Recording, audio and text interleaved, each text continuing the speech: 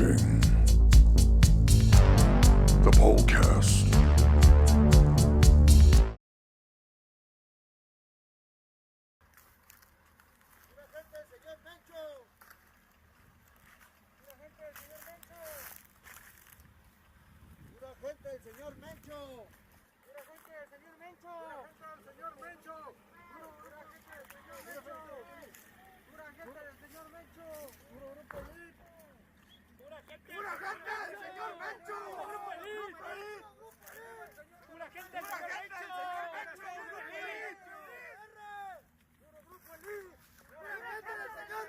Su país.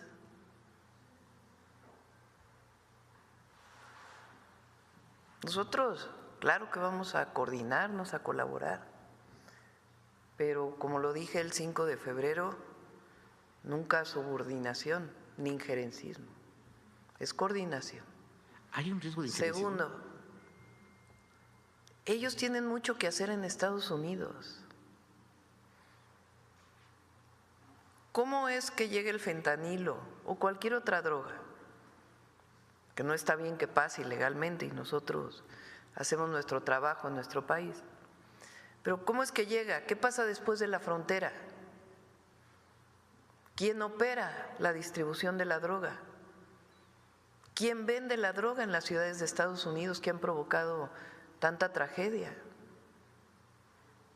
¿Dónde va el dinero de la venta de esa droga en Estados Unidos? ¿Cómo es que hay armas en México de uso exclusivo del ejército de Estados Unidos? ¿Quién las vendió? ¿Cómo llegaron a nuestro país? Entonces hay una parte importante que ellos tienen que hacer en su propio país. ¿Cuál es la distribución final en las calles de las ciudades? Empiecen por...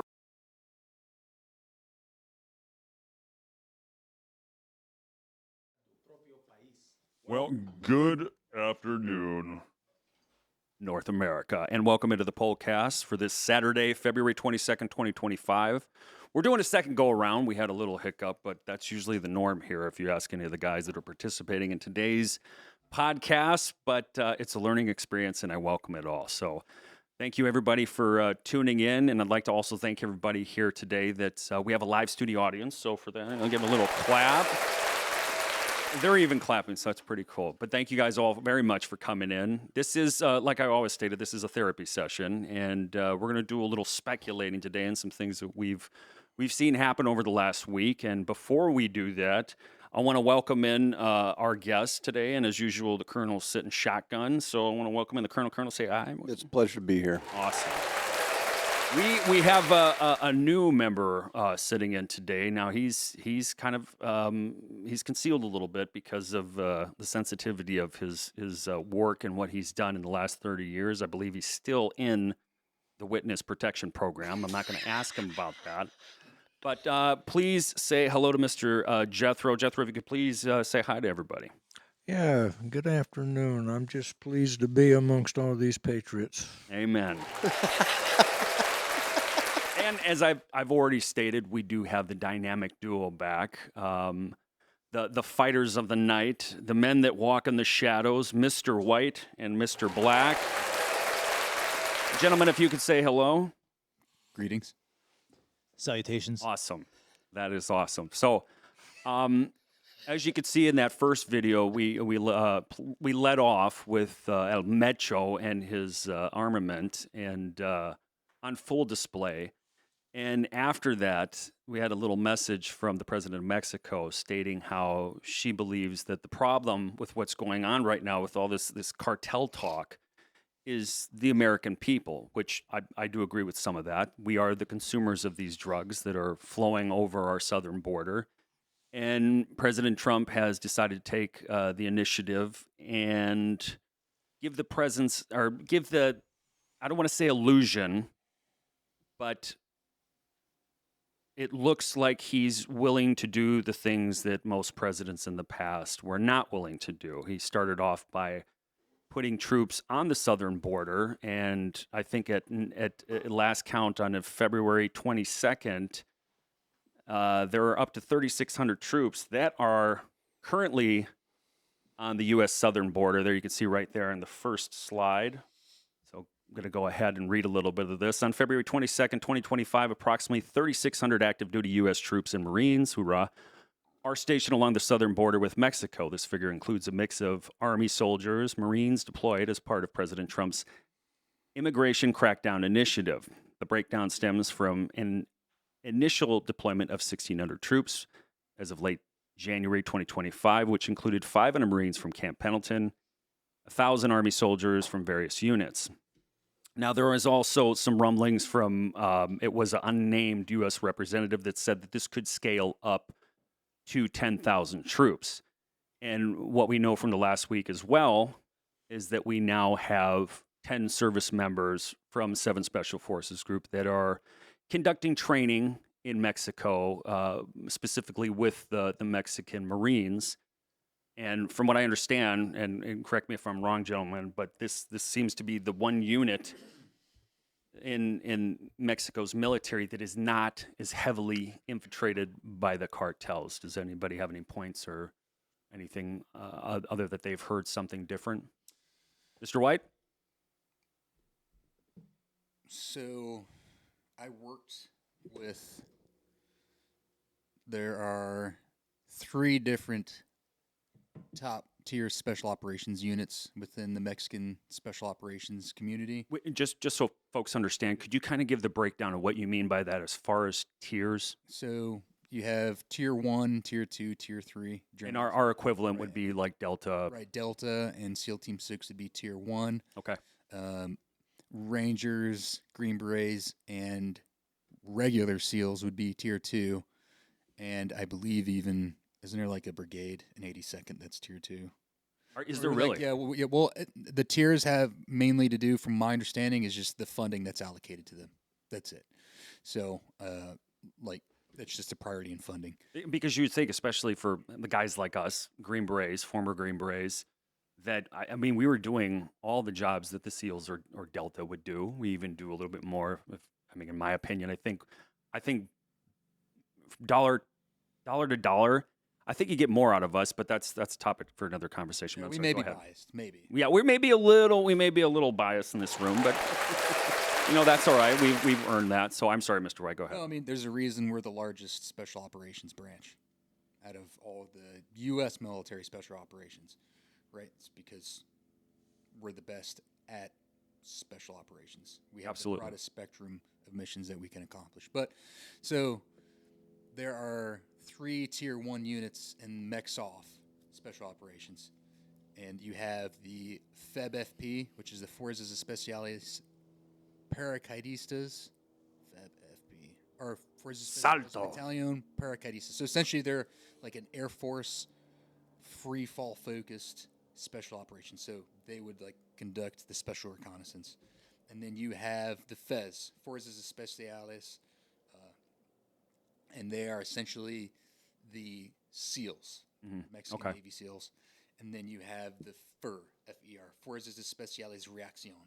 And they are the tier 1 unit within Mexican Special Forces. So because Mexico is to the south of us, obviously we have a more intimate relationship with their special forces.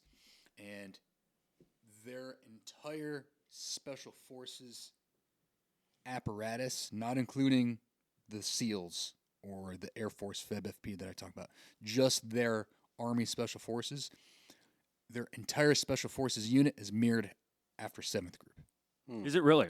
Yep. Identical. Right. So as we have multiple Special Forces groups, they have one group, and it's just mirrored after 7th Group. And their CRIF is essentially their CAG. Okay. Now, I don't know this for sure, and we're going to play a video a little bit later of a former LA kingpin that seems to be very knowledgeable about some of the workings of the U.S. military. To include anybody who's gone to Fort Benning, and we've all had to do jump school there. Well, there's another school there. It's called the School of Americas, and these are officers that are coming from Central and South America that are being trained by U.S. military personnel, and then they take that and they go back to their own country and they train the trainer essentially. But we'll get into that video here shortly. Before we go on any more into the actual situation that's unfolding in Mexico, I did want to kid on a couple quick things that happened last week that I think are interesting, and then what Mr. White was talking about as well. We're going to play a video that we had a conversation the last podcast that had to do with El Chapo's son, and we actually have a little video that we're going to play on that. But first, I wanted to bring up this slide of the last week. Some good things that have happened. We have seen the confirmation of both Kash Patel, and he is replacing one Mr. Christopher Wray, who, in my opinion, is somebody that is entrenched in the globalist apparatus. As you can see there, his picture on the bottom, he's got a little insignia of a group behind him, otherwise known as the World Economic Forum. He's also part of what they call the council. The council on really what on the council on foreign relations? No, they're called the council. Oh, they answer to no one. Like Soros type. Yes. Now was that it came out like a couple months ago, right when people finally started acknowledging that Biden is just a shell. Yep. And you could literally see the strings on him. But it was a council of him. I think Victoria Nuland was on that council. Yeah. And several other highly prominent people within the Biden administration. Yep. Is that's the same one? No, I definitely I've been rooting for Kash. I honestly did not think he was gonna make it. No. Have you heard of his book or read it? No, I have not. It's called American Gangsters. Really? Yes. Did Kash Patel? Yes. No, I have. I highly recommend that. That'll be on the Or reading RFK. list. I wasn't expecting RFK to get it either. Yeah, I didn't think he was either. And as you can see, Well, with pecs like that, how are you going to turn him down? yeah, you can see My vote. a very stark contrast from the outgoing HHS secretary, which was Admiral Levine, which I think is she was admiral of the first tub fleet of the Ohio Naval Academy. I'm not actually sure. Where was he in Admiral Love again? I think it's she.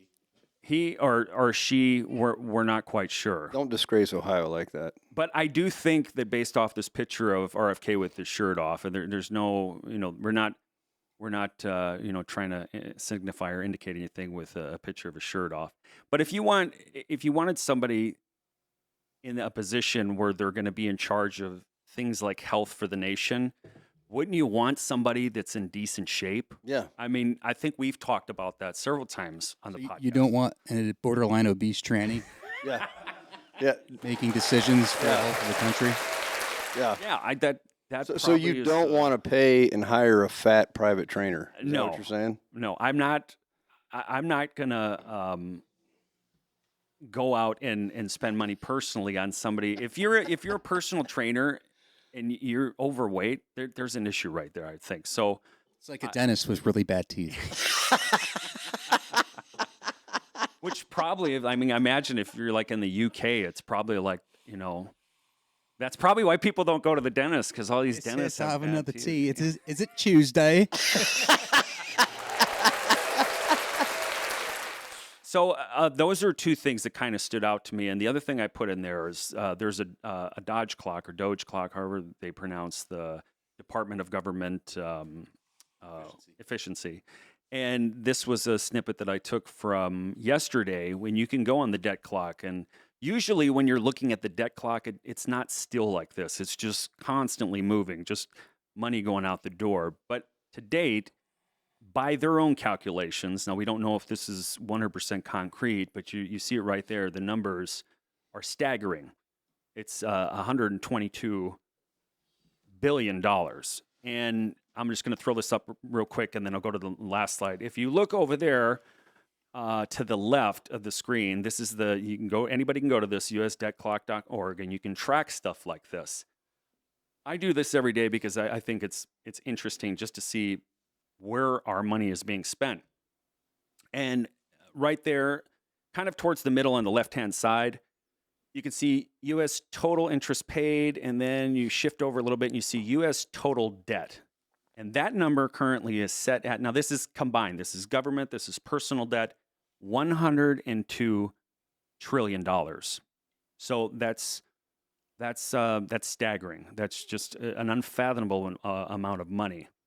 And I think with what the president has also said here, and I don't have it on this slide, but we were just discussing that, Mr. Black and I, about they're throwing around an idea that we need to maybe give people refund checks in the amount of, I think it was, you said 5,000, you know? And I heard an update, it may be recurring.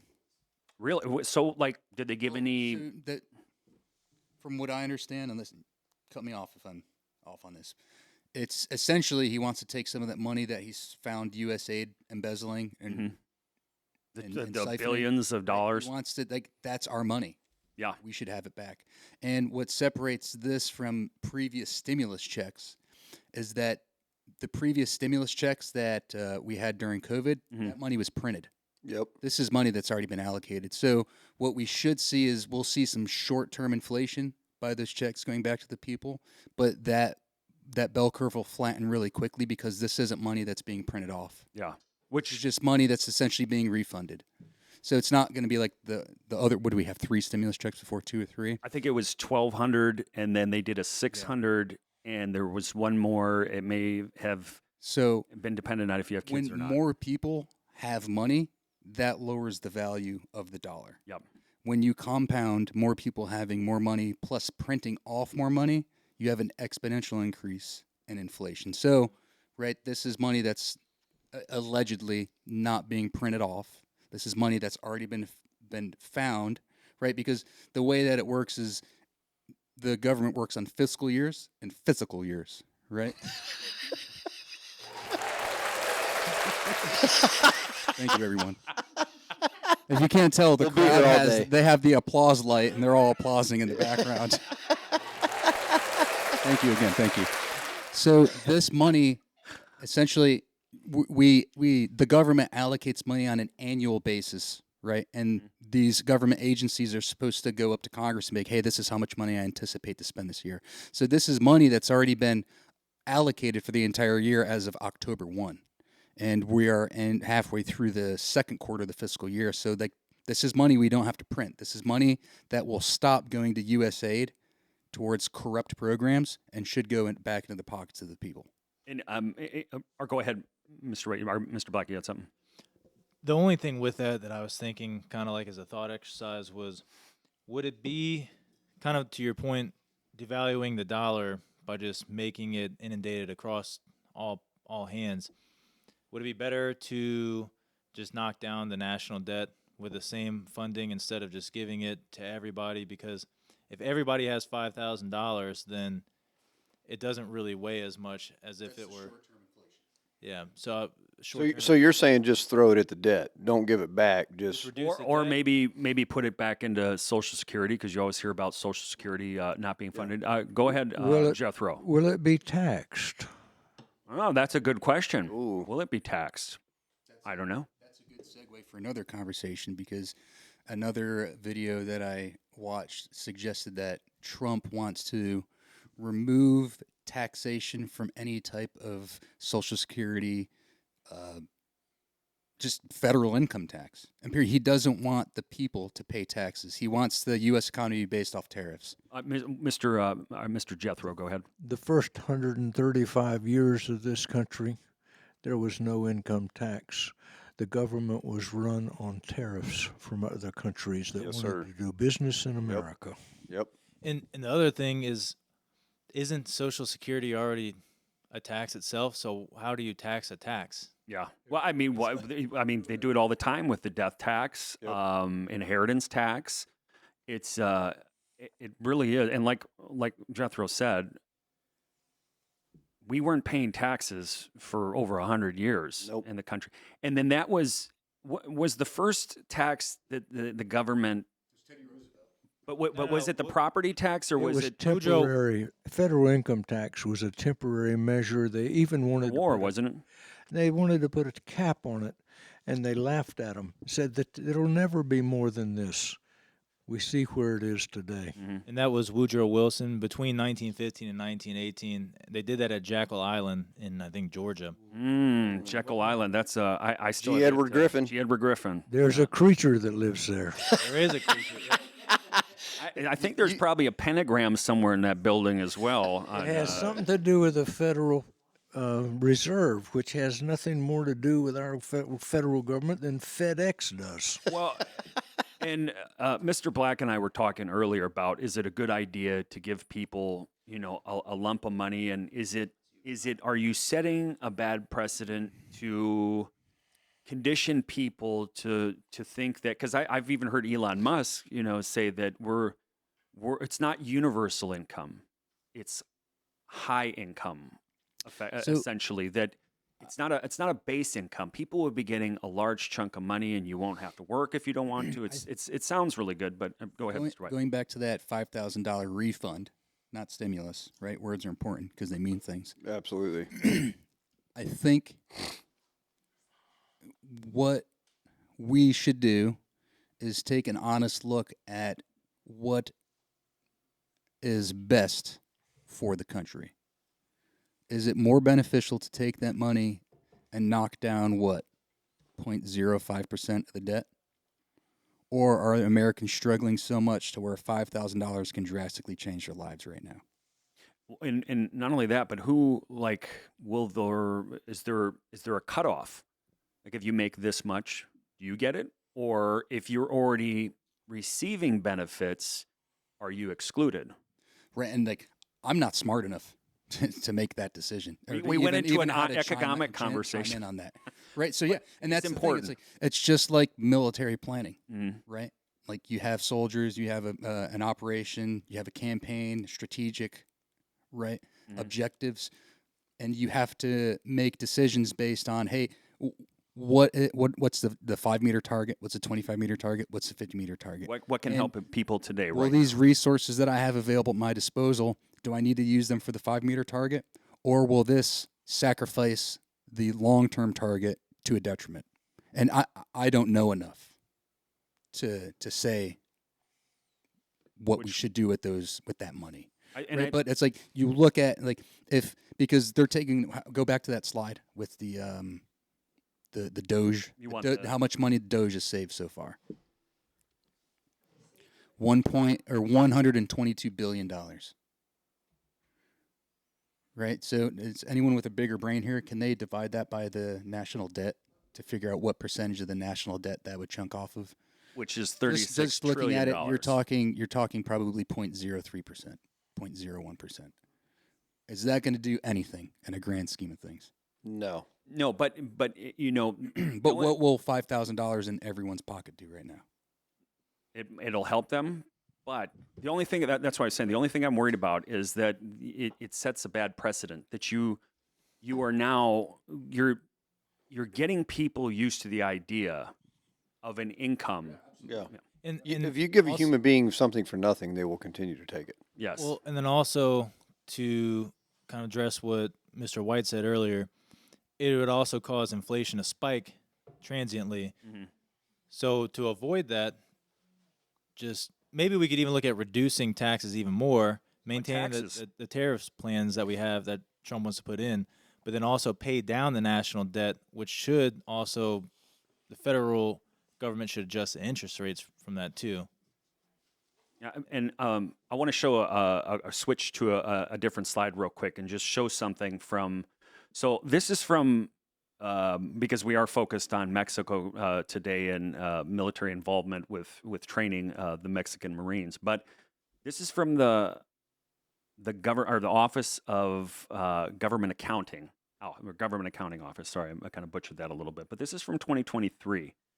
And here I took a little snippet out of the article, and it says the U.S. has provided Mexico over $3 billion in assistance since 2008 to address transnational organized crime and violence, enhance the rule of law, and reduce drug trafficking. Despite U.S. assistance, Mexico's security situation has worsened significantly, with the country's murder rate more than tripling.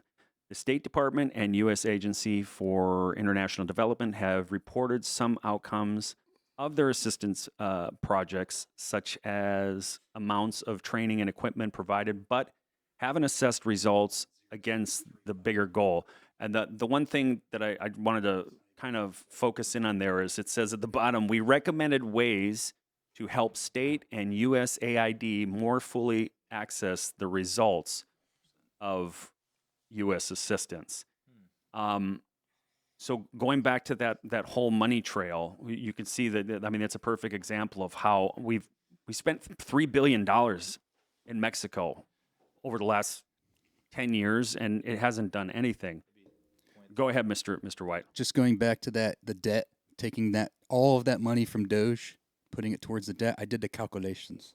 What do you got? What do you got for us? 0.0035%. Killing it. For the percentage, you got to roll it to the right. No, that's The that's a- are you that's a using the million into 36 trillion number? 0.0035% is what that would pay off. And So that's not even remotely close to 1% of the debt. and I'm not advocating for something like that, but That's just, hey, somebody has to look at the numbers and be like, hey, what percentage of the debt would all of this money pay off? yes, and like Jethro had mentioned, is it taxed?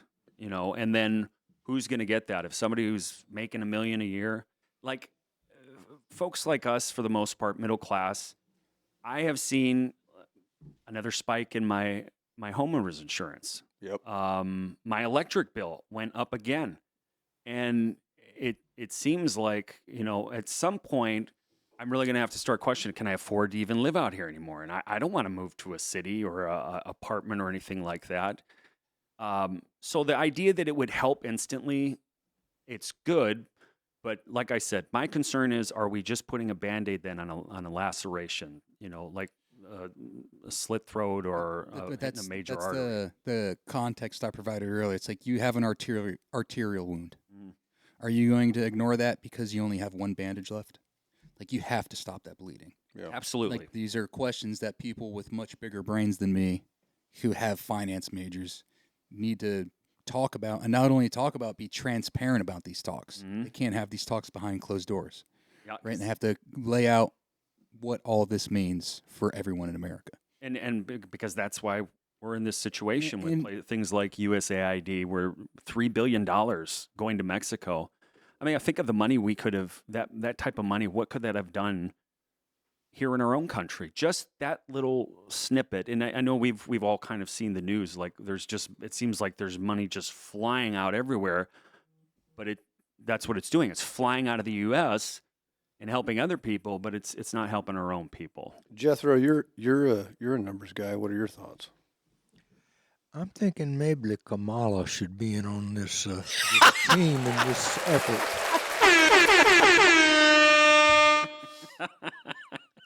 Well, with all this, we could just be unburdened by what has been.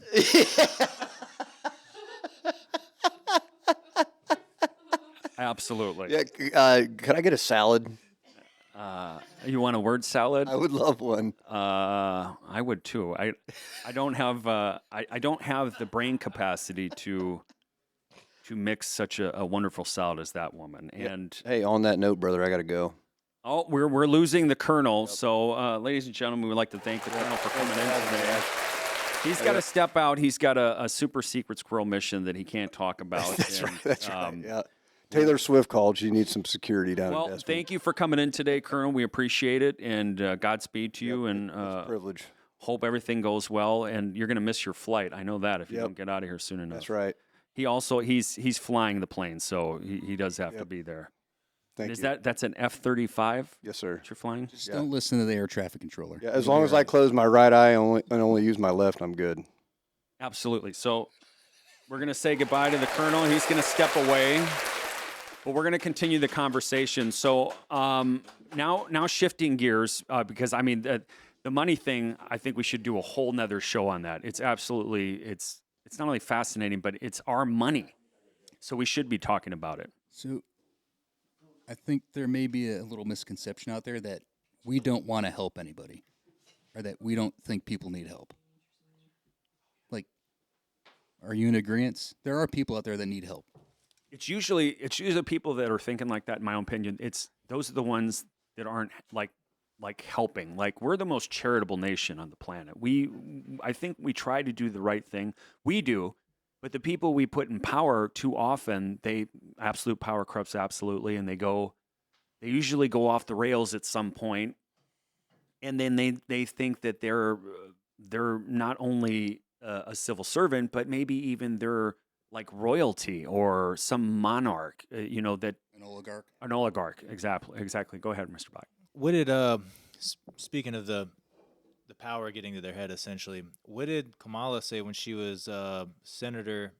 No. She's a prosecutor in California. She was the California Attorney General. Yeah, she said, with a swipe of my pen. Yeah, just like no big deal, no thought. Let them eat cake. Just let Jeff them eat Rowe? the dogs out. Well, I mean, they do that in a lot of places around the world.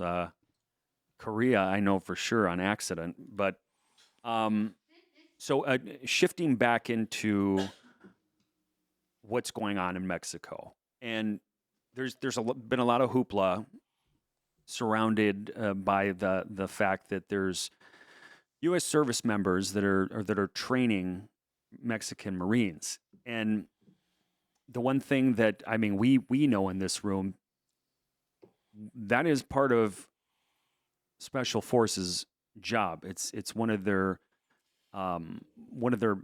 main jobs is to be Foreign Internal Defense (FID) to train host force nation troops on our tactics, and it's something that we've been doing for decades, really. And I'm going to bring up a slide. Mr. White, did you want to comment on that while I bring up this slide real quick? Whenever we're ready to go back to, because we still haven't addressed, I believe there was a claim that the Mexican SEALs have less cartel influence.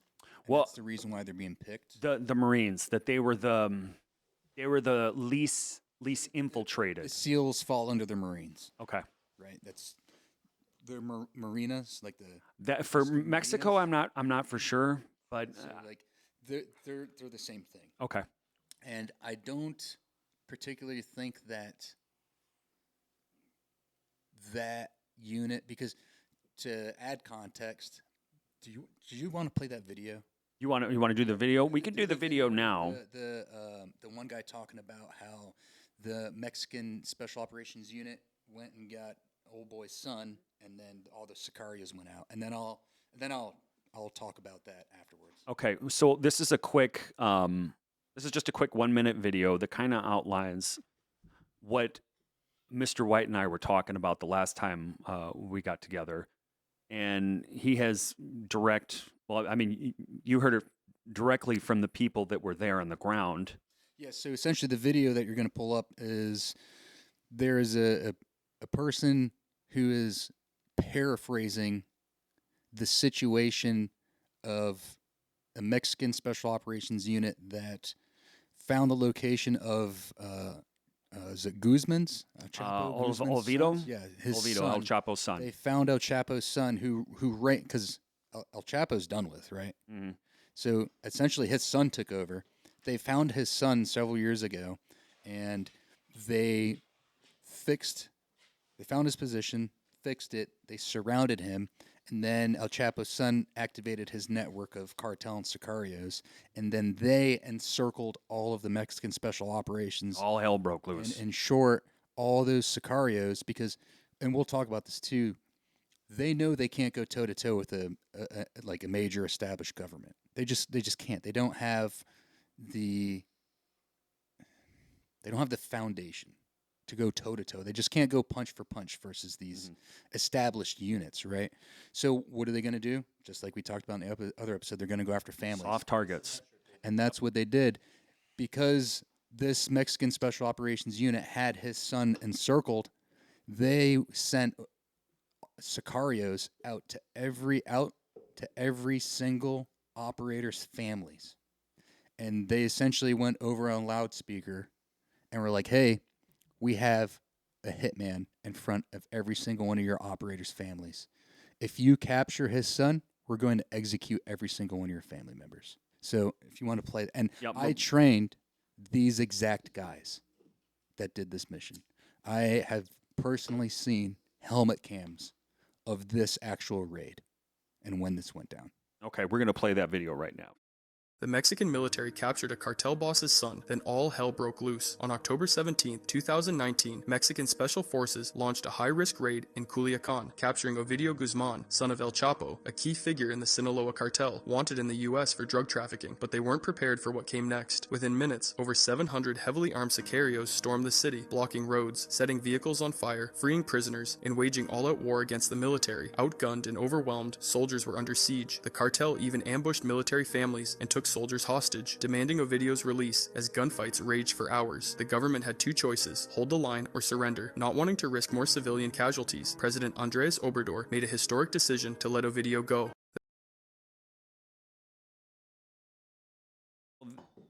That's a pretty good 1 minute video that just kind of breaks down what Mr. White alluded to and what we talked about last week, that they know they're outgunned in certain situations. So they'll just go after soft targets. They'll go after family members. And the cartel are so deeply entrenched in the Mexican government that they already know the address of every single senator, every single congressman, every single Mexican special operator that could potentially attack them. And this goes to what we were talking about before we went live, that essentially this is a game. A Game of Thrones, perhaps. Right? And the game is right now, and we've known this has been going on for a while, and it's honestly surprising that it's taken this long for anyone in our government to identify the cartel as a terrorist organization, and I believe they're much worse than terrorists. They're far better funded, and they will commit far worse atrocities than terrorists will, right? So the game that we've identified is, you have drugs pouring into our city or our country, and we don't like it. Mm-hmm. On one side is the American government. On the other side is the cartel. Only one of these sides plays by rules. How do you win that game? We're going to play another video here in a little bit, but with Pierre Russolini, who was, I mentioned before, an LA Kingpin. And he makes a lot of really good points. You wanted to add something real quick, though, Mr. Black? Just one extra thought is, don't be surprised to start seeing pictures of Mexican cartel members having Chinese or Russian optics, weapons, or other accessories, because it only help those nation states to work as a surrogate. Mm-hmm. And I don't think we're too far off from that either. Well, and we already have evidence of, as you can see in this next slide, DEA operations exposes growing links between Sinaloa cartel and Chinese organized crime.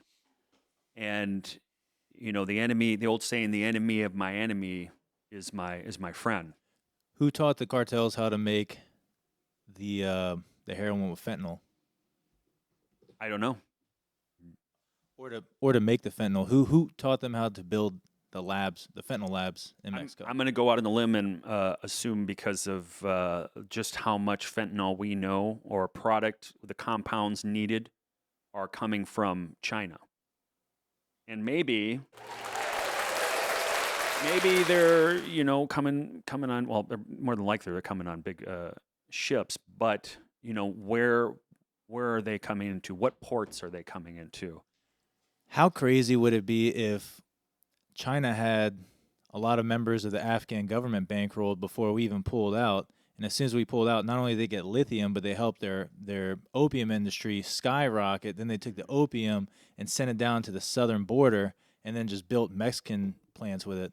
Yeah, I nothing would surprise me. I mean, we know back in the early portions of the Afghan conflict, I mean, we were guarding opium fields for warlords. And to see that, I mean, you see these numbers right here. You know, over the last few years, China's presence in Mexico has expanded in both legal and illegal activities.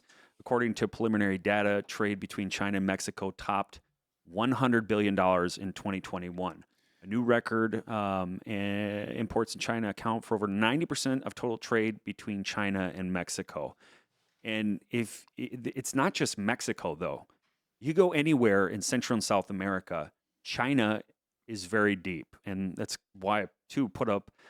U.S. is claiming China's presence violates the Panama Neutrality Treaty, and we just recently acquired the privilege of being able to go back through the Panama Canal and not be charged for that. But they are deep all over Central and South America, and apparently Mexico too, and working with the cartels as well.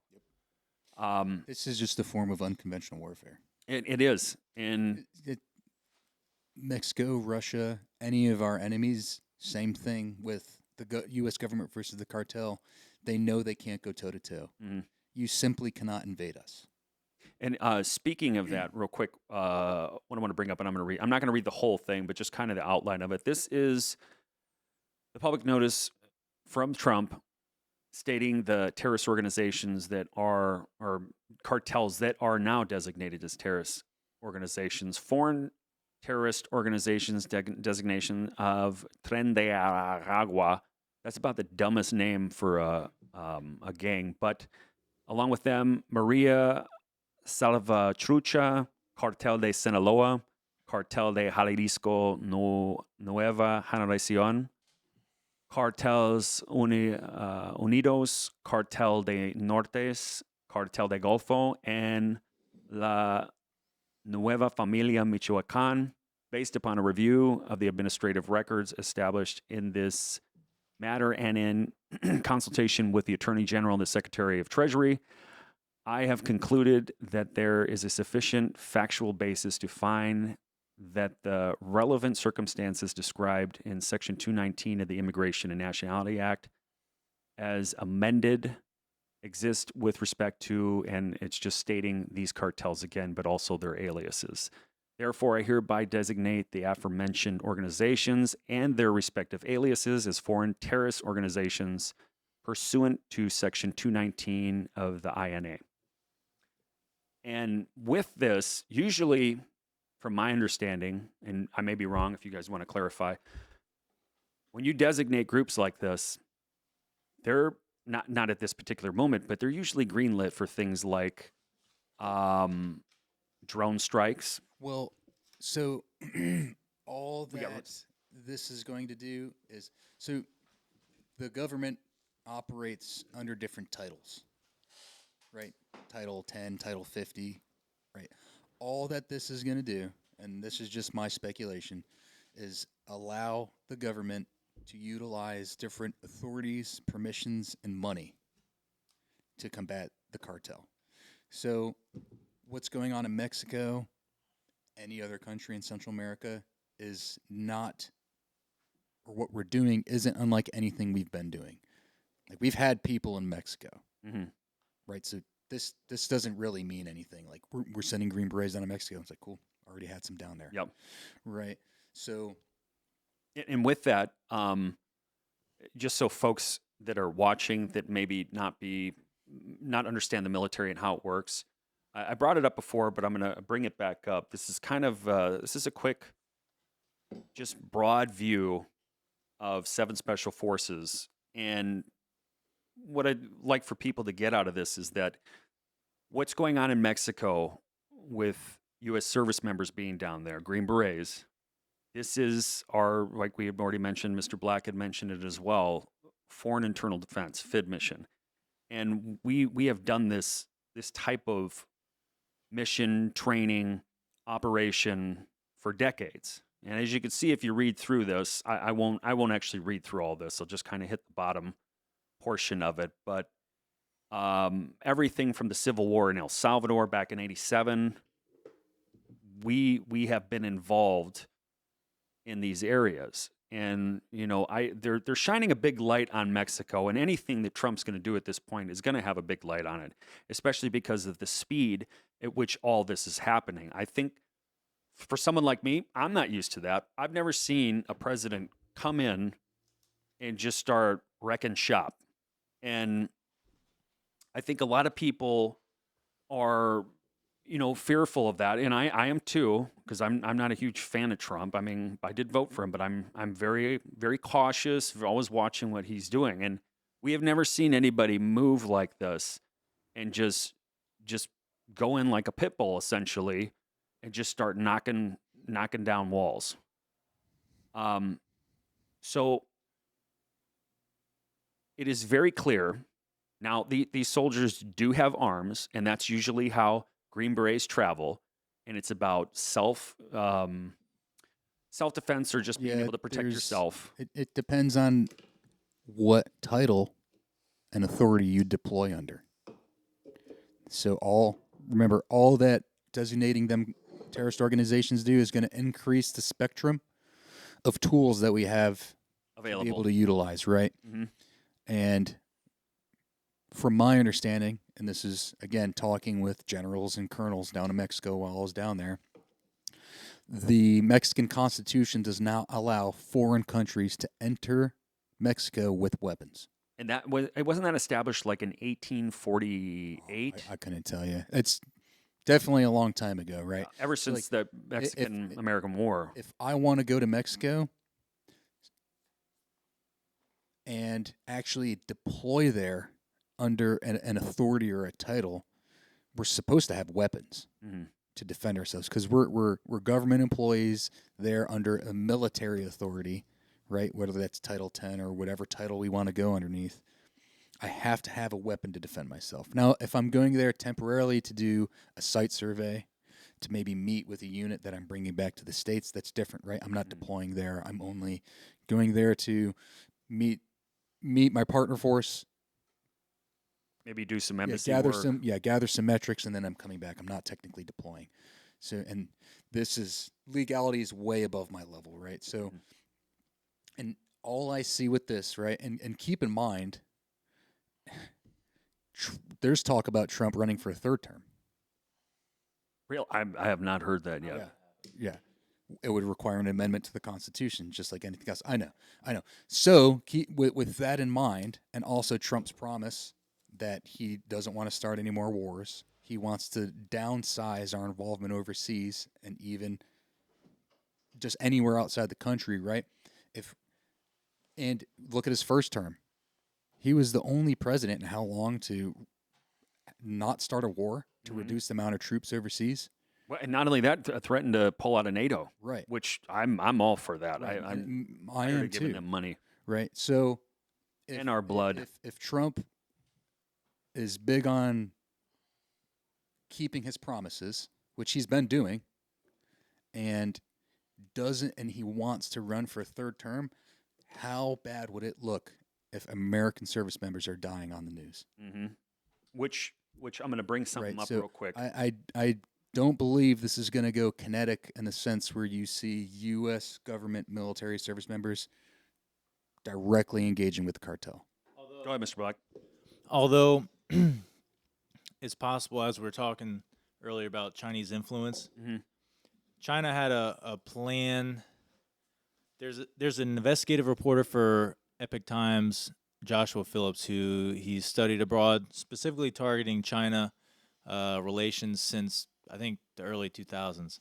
And one of the things that he brought up on one of the interviews I listened to him with was that China wants to have us in conflict on 4 separate fronts so they can drain our economy that way, and then it would weaken us to where they could start attacking or doing whatever they want to do and maneuver. We talked earlier, you'd mentioned China has a lot of influence in Central and South America. Well, a lot of that is because in roughly 2010, 2011, China was able to influence Latin America to basically create their own version of the North Atlantic Treaty Organization, or NATO, and it's in the form of the roads, and is that the roads? It's under the Belt and Roads Initiative, BRICS, but it is the CELAC Pact, which is the Community of Latin and Caribbean States Pact, and they have 33 signatory countries under that all work together for security initiatives in the realms of economic, diplomatic, and defense securities, right? And then China is behind a lot of that as well. They're the guy in the background driving a lot of that, kind of displacing United States influence and presence. But that's why you see a lot of smart cities and safe cities in a lot of these nations, and a lot of trade is influenced in these nations to benefit China. It's part of the CELAC pacts, and they're also doing it in Africa. It's the 4-Acts pacts, but China is all part of China's Belt and Road Initiative program. But that's also been ongoing. So take a little bit deeper. Oh, I want to go deep too. I've got something deep on this too. I want to say afterwards. It's nothing new because China is it's a Marxist, it's a communist government, right? It's a Marxist in nature structure. Before China was in that footprint, Russia was already there. And Russia's been there since Bay of Pigs. Yeah, well, since the 20s. Because in Nicaragua there was Carlos Fonseca that helped lead the Contras, and he got his start from a guy who was essentially fighting what he saw as American imperialism in the area in like 1922. I can't remember that guy's name, but he was killed. It's what the Contras named their movement after. Anyway, the United States has been present in Latin American countries since our incarnation. Thomas Jefferson wanted to build essentially the Panama Canal in Nicaragua or Panama since like 1779, right? And we've always had delegates down there since then. Throughout the years, especially in the 20th century, Russia started creeping in, and they started flipping. The first main one that we all recognize is Cuba, with the Marxist attitudes, and that's when you had 1959. You had you had why am I brain farming? In Cuba, you had who's there? Fidel Castro. He overthrew Batista, and the reason that happened was because U.S. essentially let it happen because of a lot of media presence, and they were saying there were human rights violations by Batista, and maybe that was so. But that used to be like the Miami of Central and South America. That used to be a playground for America, and then like Venezuela too. I mean, that was exactly. And now Russia owns 70% of Venezuela's oil output. But then also same thing with Nicaragua, Honduras. So Russia's been in the background of all these big states, and Marxist ideology has been in the background of all these big states that have been partnered with the United States throughout the years and in our backyard. And then it's only been getting more prominent that these countries have been influenced by Marxist ideology. Before it was Russia. Now it's predominantly China, because you've got people that are sympathetic to an ideology, and then you've also got people that are sympathetic to the finance that comes with it. And so their nations are built up by these countries that want influence over here so they can establish a footprint, but then also they invest their ideology and they make it their own in that country. So it's go. So what China will do in this scenario is they will go to a country and they will offer them a plan. Like, hey, I can build this infrastructure for you. And they will know that this country can't pay it back. So in the contract, they'll have it set up, if you can't pay this back by this time, we own this land. And what I was thinking, like, on going a little bit deeper, because of how I'm peeling back the onion a little more, because of how China operates, and they're very patient, and they don't mind waiting it out. They'll continue on with their game plan, and I can't help but think about. Well, you can get away with that when you have a leader in charge for 40, 50, 60 years. Yes. And we can't do that here. No. And even though it says they're not a command economy, they're still a command economy, which is a mark. Like, the government directs the means of production. Even though in China and Russia now it's like they say that there are private businesses that they can make their own money and they can develop whatever they want. All those businesses still answer back to the Chinese Communist Party, the CCP. Well, but I was even thinking, like, going back thousands of years, like in China, real quick, I want to say thank you to Jethro. He had to leave. He had a cow that got out of his barn, so he's got to go chase it down. And I believe there's a sheriff's deputy waiting for him outside, too, because he didn't tell us about the ankle bracelet that he was wearing. So thank you, Jethro. I was thinking, like, I've heard about China with, they own something similar, I think, to 23andMe, looking at genealogy. Yeah. And the influence that they have in Central and South America, one of the entry points into gaining people's trust is that for all intents and purposes, there is a lot of truth to it, that the people that came over thousands and thousands of years ago from the Bering Straits into America, North America, and then down into Central and South America were Asian. And they're using this as an angle to gain sympathy and to gain allegiance, essentially. Another angle they'll use is that, hey, look at your ancestry. Mm-hmm. You're one of us. You are actually a Chinese native at heart. Yep. You owe it to your country to do this. Your country meaning China. That's the way they try to angle it. But then also a darker side of the 23andMe thing is that they're I forget what they call it. It's like genetic.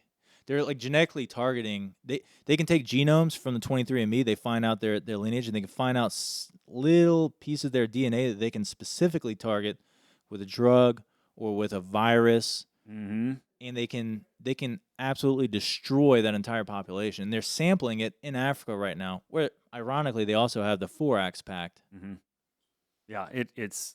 I'll never do one of those genealogy things, but it's interesting that, how that plays into a lot of the deception and using that as a form or a tool for manipulation to gain sympathy with a group of people that really you would think have no connection because they're on the other side of the planet, and tying it back to thousands of years and like, no, this is, and I'm not condemning like Catholicism or anything like that, but that is also why you see a lot of Catholic Church within Central and South America. It was a way that the communists were able to infiltrate the churches, gain sympathy within the people attending those churches, and it's a soft target because of, unfortunately, the education that most of those people have. It's a lower level of education, and I think that's a whole nother. We could talk about that aspect of it for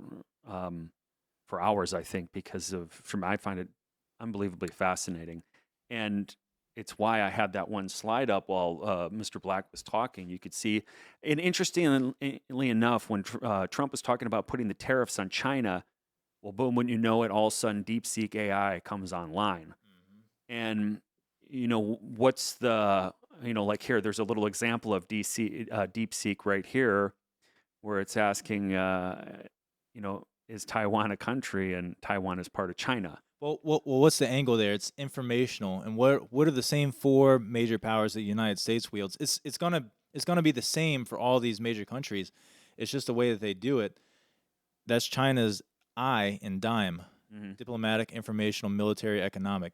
That's their informational. They're going to launch DeepSeek so that people use that, hopefully for them, instead of ChatGPT, so that they can control the narrative and they can sway popular opinion to however they want. Mm-hmm. Well, it's just like TikTok, right? If you look at American TikTok, the algorithms are purposely left-leaning, as opposed to you look at TikTok in China, it's all, this is how you manipulate an AK, drill and ceremony from the military.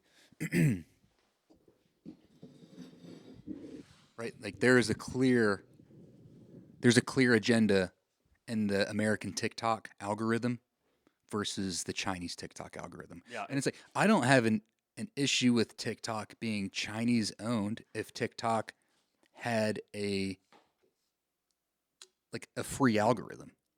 But there's a clear objective, a controlled algorithm, right? to. So it's like, if you're going to, and we can be honest and admit that TikTok is probably a younger person's app, right?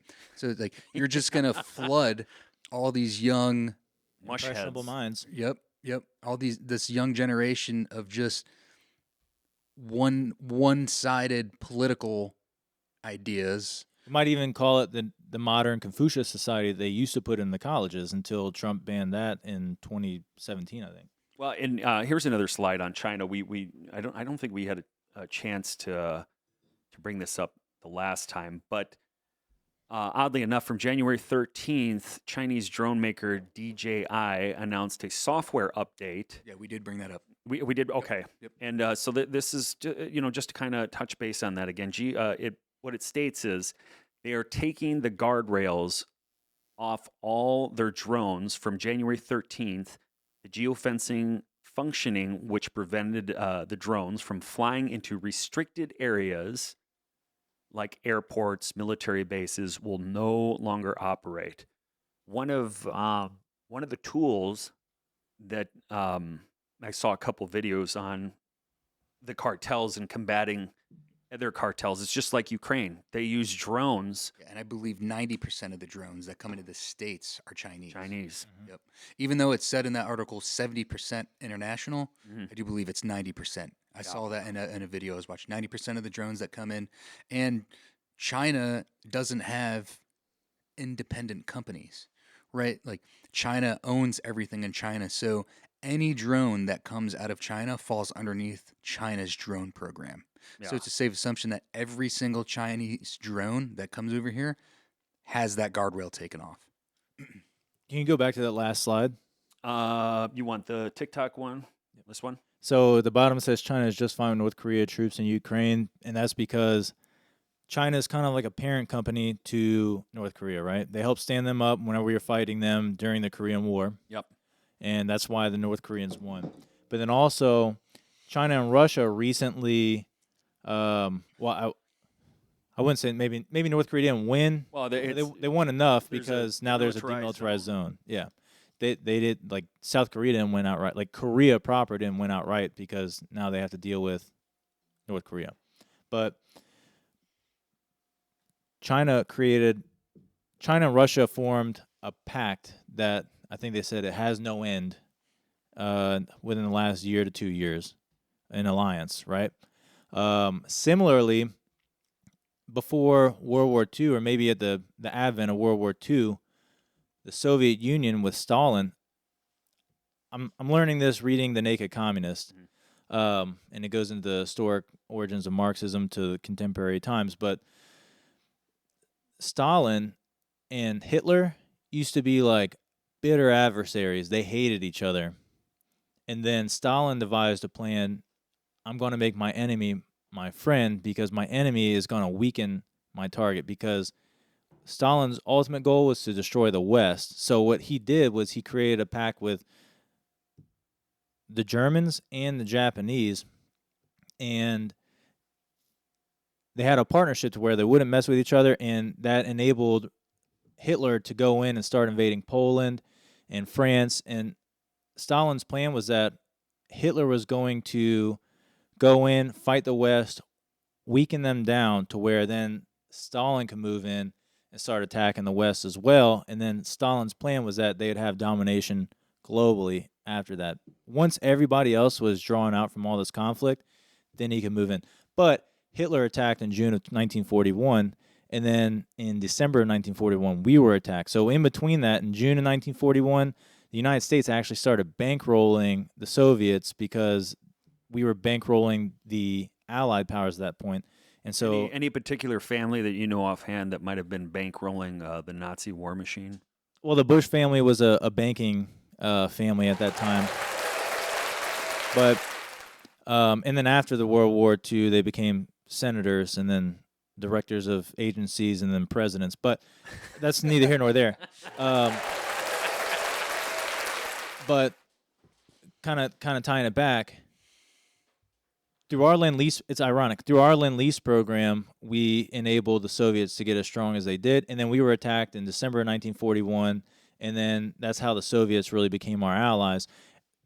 Concurrent or simultaneous to this was we already had Soviet influence in the United States, and they were flipping a lot of people in Red Scare. in high. Well, yeah, that was in the 50s with McCarthy, but before that, since the 20s, we had Soviet influence that started flipping people in the colleges and It's part different of the 45 goals of the Communist Manifesto. different heads of state, and all in Department of Agriculture was a big one, and the State Department, all kinds of different department heads were Soviet leaning, and they, at the end of the day, they all feed to Mother Russia because they were like the head of a successful communist government at that time, is what they thought. Anyway,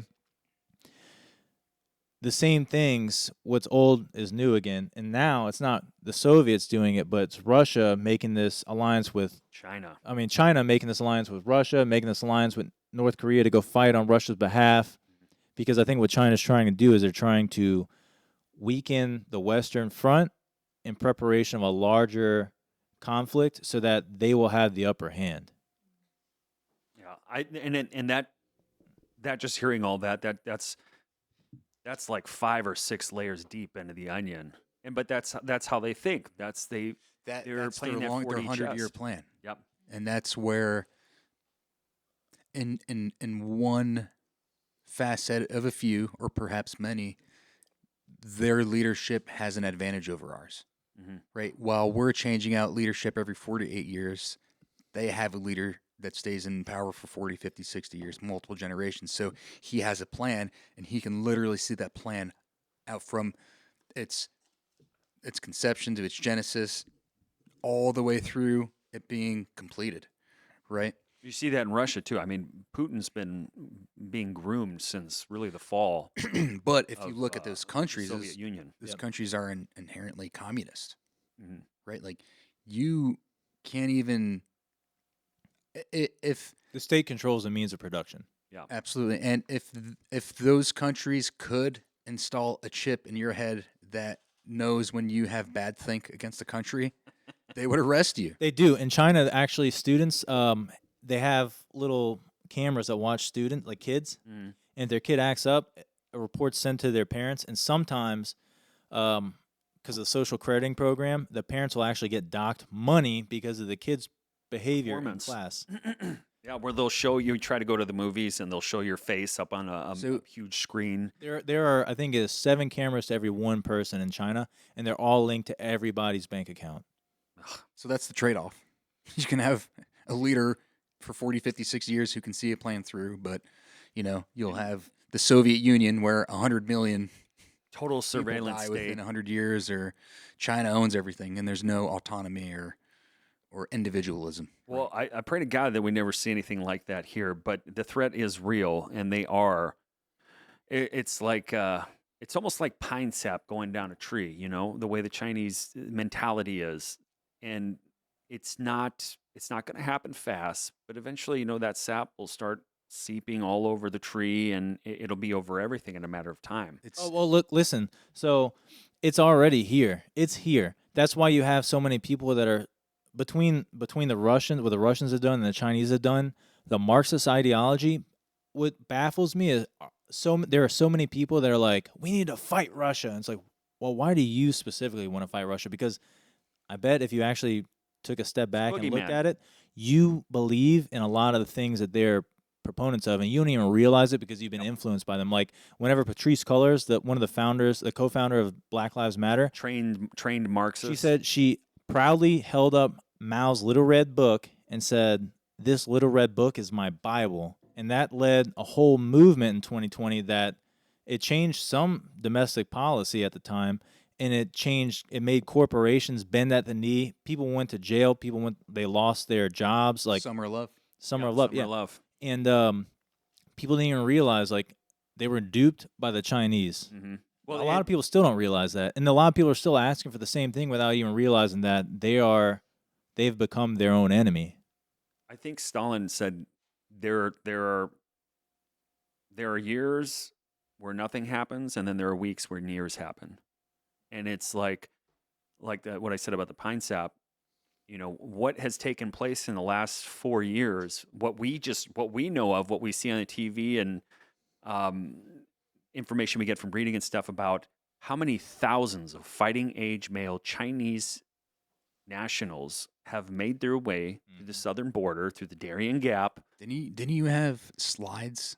I did, but I Images don't. of the fighting age guys. Yeah, I had facts that were coming across the border, I had a and a bunch lot of of 'em them were lined up. Asian. Dude, I had a buddy that he worked down the Darien Gap, and that's in Panama. That's like the continental land bridge between Central and South America. The only part where the Pan American Highway is not, there's nothing there because of the jungla is just unreal. Yeah, I think they said it's something like 37 miles or something that they can't inhabit because it's so dense. And these dudes were showing my buddy apparently like pictures of these guys that they kept taking in that were wounded coming across the border essentially, the binational site, and all these dudes they kept showing my buddy were Chinese males, Chinese military aged males that had like broken legs from trying to cross. There is always a broken leg, Yeah, but it was like 10 to 20 of them. I've seen some recruiting videos or videos that were shot at recruiting centers in California, like in San Francisco, and everybody in that office is speaking Chinese, and it's a The U.S. Army. Navy, U.S. Army, U.S. Navy, and You should attach that link to this in the comment section. We'll attach that. Remind me later. I'll attach that for sure. But I think we need to shift back a little bit because the Chinese aspect of this is deep, and Yes, like all right. we've already stated. No, I mean I love that we're kind of exposing more of the onion, more layers of the onion. Just one thing to add before we get back on track, and you talked about Russia, Stalin, and Hitler. The enemy of my enemy is my friend, etc., etc. Right? I'm gonna be honest. I'm pretty retarded. Right? Me too. And I'm right. Hey, you know what? Me too. There we go. Thank you.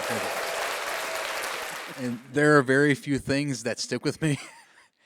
And one thing I read recently is that, and I don't know who said it. Retards stick together. Right. Yes. Apes together, strong. Ape strong. If a superpower wishes to remain a superpower, it should not engage in combat or war with another superpower. Sun Tzu said, if you can succumb an enemy without firing an arrow, that's a win. That's the greatest win. Right. So, like it or hate it, Trump diffusing the situation with Russia, with China, which are other superpowers on this planet, is good. Absolutely. Him having a good relationship with Putin, with Xi, it's good. We need to just Now to go a layer deeper though, diffusing nation states, but should we also try to destroy non-state actors in this simultaneously so that those spaces can't grow while we're diffusing stuff with state actors? You got to be careful with the buffet. You don't want to eat everything on it, but you got to kind of pick and choose. And I don't mean to cut you off real quick. I just want to say this real quick, Mr. Black. I was terrified before the election I was so thankful, and I'm not a Putin fan, but he did demonstrate quite a bit of patience and willingness to see how this unfolds. He's not stupid. No, No, by no means. because it's mad at that point. It's mutually assured destruction. And these zealots that were running things, they have no concept of what it really means to engage in a nuclear exchange. Nobody's going to win. We're all going to die. Are you talking about the UK Prime Minister that said we'll have boots on the ground? Yeah, Starmer, and even before that, like when Talking about Biden the was nuclear still, fear mongering Yes. that went on, was it last year? Yeah. Maybe a little bit earlier than that. Yeah, yeah, absolutely. like people like actors like I can't think of his name now. He's like we could do a nuclear exchange. It's like, what the hell do I you don't know know? if you recall, there wasn't really much of anything drama-wise going on in the news media, and then out of nowhere, nuclear Armageddon got brought up. I specifically remember that. Yeah, like they even a couple years ago. It's just a big machine. It's just a big fear-mongering machine. That's all it is. Do you think Russia and China are hacking our planes and crashing them so we'll get practice to ducking our heads between our knees like they used to say to do in the Cold War era? Because it seems kind of eerily familiar.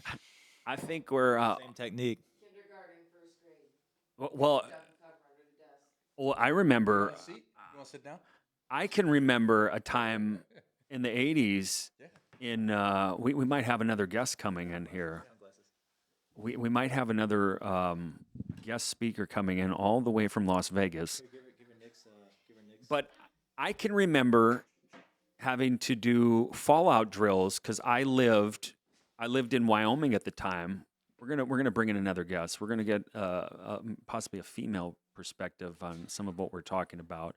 An actual woman in the group, which is rare for us. A real woman. A real woman. She will be known as Lady J. Lady J, if you'd like, you can grab this microphone right here, and it's kind of heavy, but yep, you can put on those headphones, and we'll move that microphone over a little bit. Yeah, those would be fine. And then here, I'll position this mic over for you. We're all about the adventure here. Mic check, mic check. Check, check, 1, 2, check.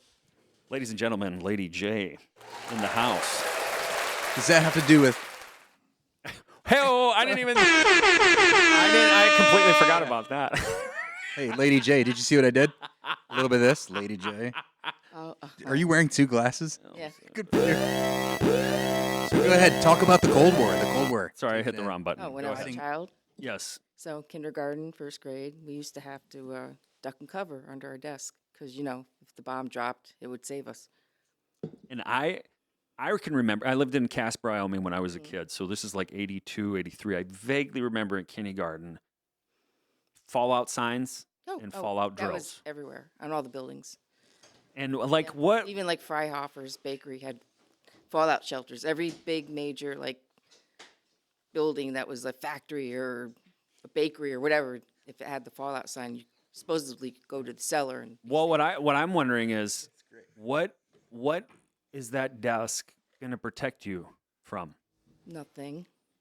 Absolutely It nothing. was just to create more fear, I believe, because it was constant. Even 6 o'clock at night, the Air raid air raid signs. sirens would go off, or it's the way it was. And for that type of fear to be brought back at this day and age,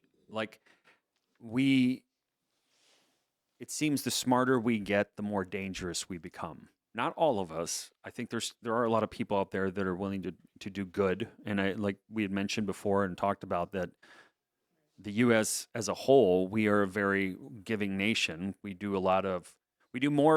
more in the form of money than any other country in the world. And that goes back to what I said earlier. Like, I want to help people. Mm-hmm. I think we all want to help people if Absolutely. we're able to, right? But we need to solve our issues in our country to the best of our ability first before we help other people. Which means, like, the southern border is literally a door, and we need to make sure our door is at least secure. And we talked about it on another podcast. We want people to come here. Yes. We want people to immigrate here. Mm-hmm. The right way. The right way. Like, come to this country. This country is amazing. It is, even in our worst, this is the best country on the planet. Absolutely. By far. Come here. Make a name for yourself. Invest into this system. Pay your fair share. Mm-hmm. Right? Like right now, we all have to pay taxes, whether we like it or not. We want you to come to this country. We want you to bring your family here. We want you to be part of the system. Just do what we're doing. Exactly. Don't assimilate come here into the illegally. system. Yes. My and you guys know this. My stepmom, she's from Ukraine, but she would consider herself Russian. And when my father and her got married, it was a multi-year endeavor that cost them between between $8,000 and $12,000 to do it the legal way. And nobody, if you're at Six Flags Great America and you don't have Fast Pass and you're waiting in line an hour to get on a ride and somebody jumps in front of you, you're not going to let that happen. But yet we allow people to jump in front of other people that are doing it the right way. Because you go to any embassy around the world, my experience is in Central and South America, seeing these embassies where there are lines of people trying to do it the right way, and they get shafted. They get shafted, and It's they get pushed interesting back. that we have the money for these sanctuary cities to harbor and pay for people to come here legally, but we don't have the money to subsidize those people that are trying to do it the right way. Absolutely. Take those people out. Bring the ones that are doing it the right way, waiting in line. That more probably, if they're doing it the right way and waiting in line, they probably have something to contribute to society as a whole, and more so our society. And that's where capitalism shines, right? Like if you are creative and you have good work ethic and you have a set of morals and values that you stick by, you are going to succeed here. You got to put in the work. Right. You got to get your hands dirty. You got to give a little blood, sweat, and tears. But even then, there's no guarantee you're going to make it, even if you do all of that. And there shouldn't be a guarantee that you're going to make it, right? Because when you guarantee that everybody's going to make it in your society, nobody's going to rise that far above the average level. That's equity of outcome. Well, actually, we want equity of outcome, but not. That's maybe you're talking about, is that a quality of outcome, right? Maybe. Well, I would think equality more. That's a quality of outcome. Yeah. The one thing I'll say that I really never appreciated and despised when a politician would say, they would mention university. Like, oh, you can't go to university. You'll have to be like the knuckle draggers and go into the military. And I'm like, fuck you. Because I personally always felt a desire to stand for my country, to be more, to be that one that stands between whatever the evils are that are trying to destroy the Bill of Rights, the Constitution, and to denigrate that. It works in multiple ways. It's a psyop, because people that maybe are less educated, they'd be like, well, maybe I shouldn't go in the military. That's where stupid people go. And it's like, fuck you. I did the math a couple months ago to illustrate how much I make in comparison to like a civilian. And granted, I have 20 years in, right? So like I'm much further. You paid your dues. Right, but I make the equivalent. So what I get paid, and then all of the facilities I've had access to, the healthcare I have access to, I make around $175,000 a year. Hey, that ain't bad. And guess what? I didn't have to go into debt to earn that. So I can promise you, I am better off than 90% of college graduates in this country. And not only that, you're somebody that wants to do that. It wasn't like what I was alluding to as far as, some politicians, not all. You want to be that individual. Well, not only that. Who wouldn't want the best to protect the nation? To give a little context to my background, I saw the Twin Towers get hit when I was in high school, and I was too young to join. So it distracted me so much from school that's all I could think about was joining the military, that I failed and failed and failed because I didn't care about school. And then I dropped out of school, and I had to have a certain somebody sign me away so I could join the military.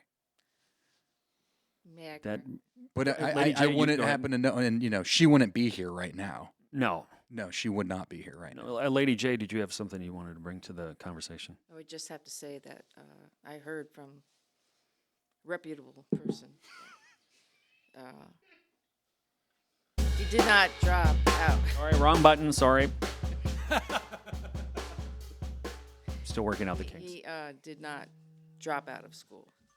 Took the initiative upon himself to ride his bicycle from his home all the way to the college at age 15 to join the Army GED program. So he did get a high school diploma, and then walked into school and said, see what I have? I don't need to come back. I don't need to get the diploma.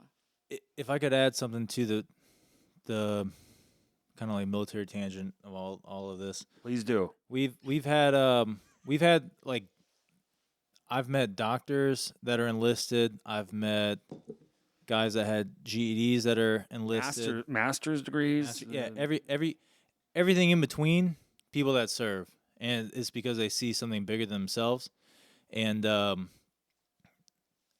it's kind of like a pretentious idea, but it's honestly like a misconception that, like, kind of what you'd mentioned, like, oh, like a lot of people think It's like a He's saying default. we have some of the smartest people in our Yeah, it's but like a lot of people think, oh, it's a default. Like they don't know what's going on. Like they'll just join the military now. Yeah, it's another trade. And it's just like a trade school, and you don't have to go pay and get in debt for $50,000 to start working your way up to like a middle management job 20 years later to make the same thing that a dude's making 10 years with nothing behind them could make at the same time.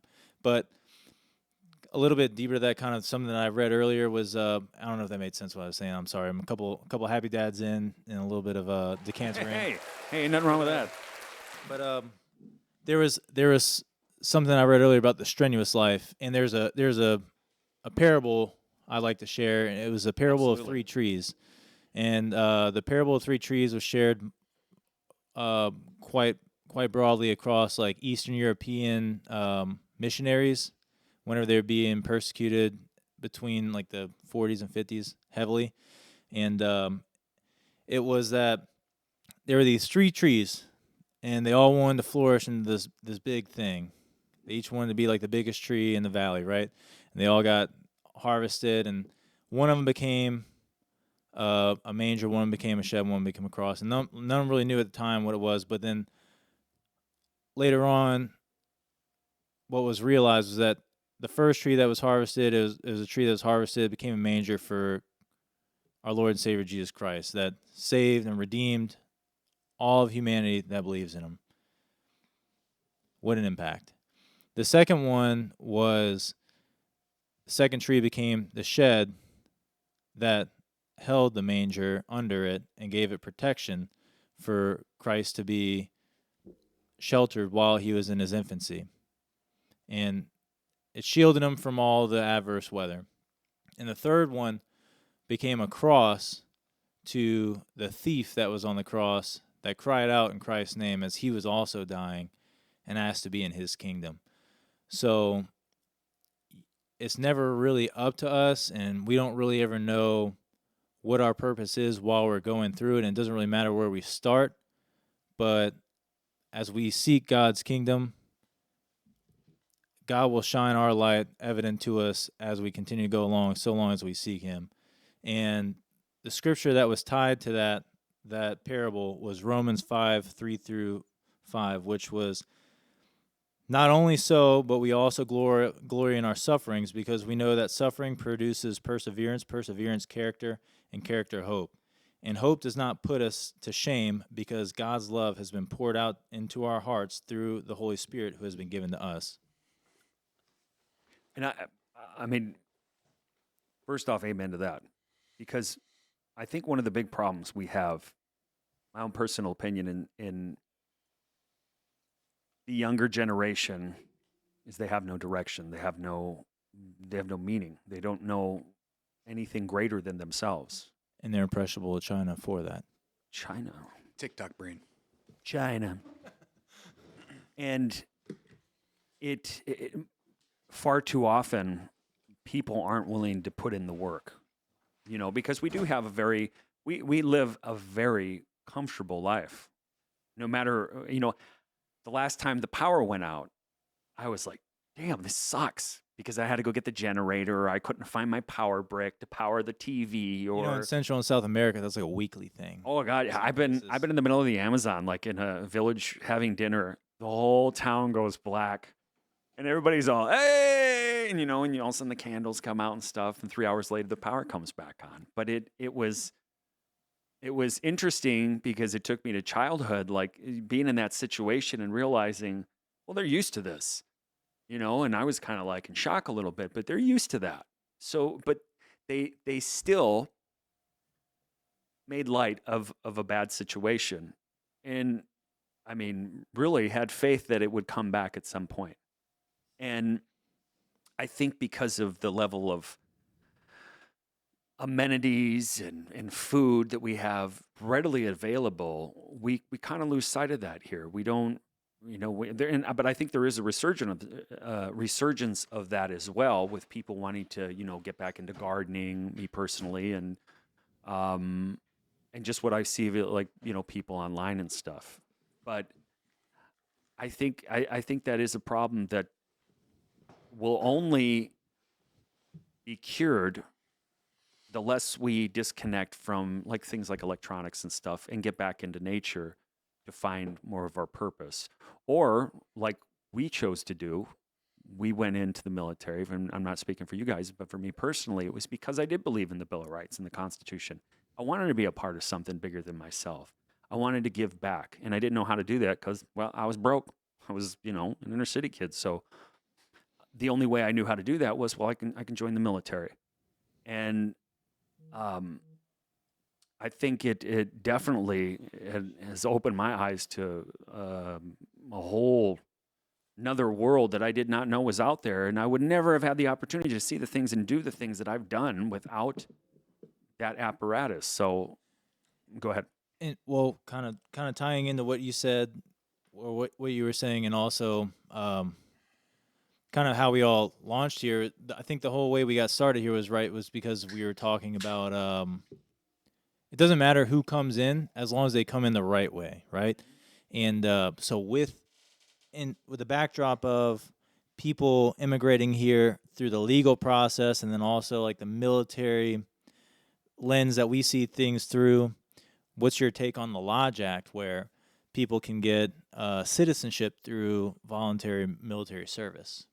Well, interestingly enough, when I joined in the Marines in the 90s, I was part of 3rd Marines out of Kaneohe Bay, Hawaii. I was in Alpha Company, 1st Platoon, 1st Battalion. And our company had more international flavor than any other country in the battalion. One of my good friends, Sergio Torres Banda, was a college grad from Mexico City. His friend, Serge, was Russian from somewhere in Russia.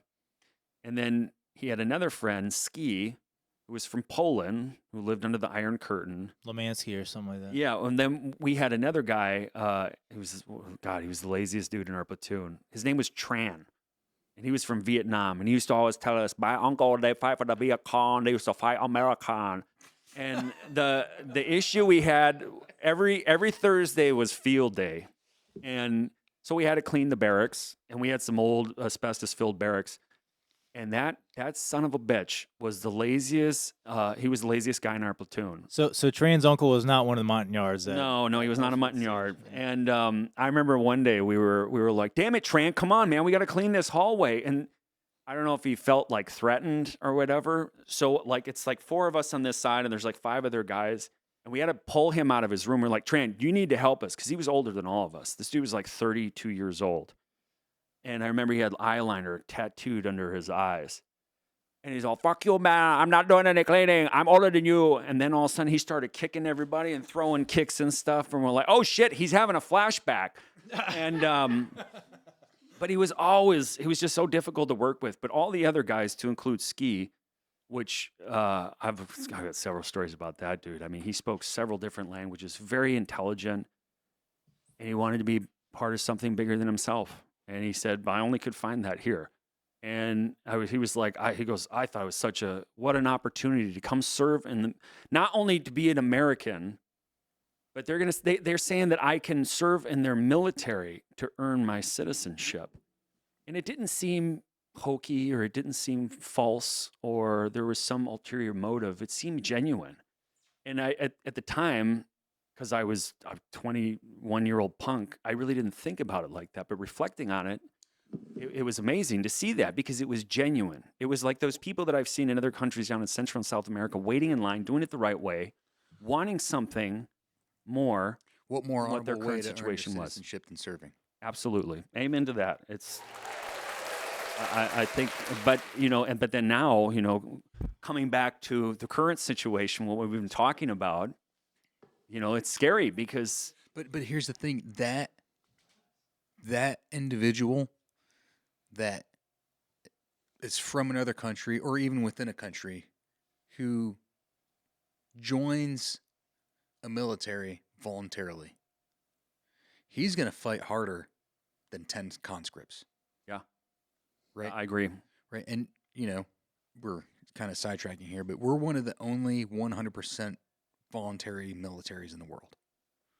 Nearly every other military on this planet has a conscription or mandatory service, right? And we have millions in our military, 100% volunteer. You know, one of the cool things when we first got to group, and it was like it's almost like selection, like holy shit. There's a lot of dudes in good shape here, but then you start seeing them during selection fall to the wayside.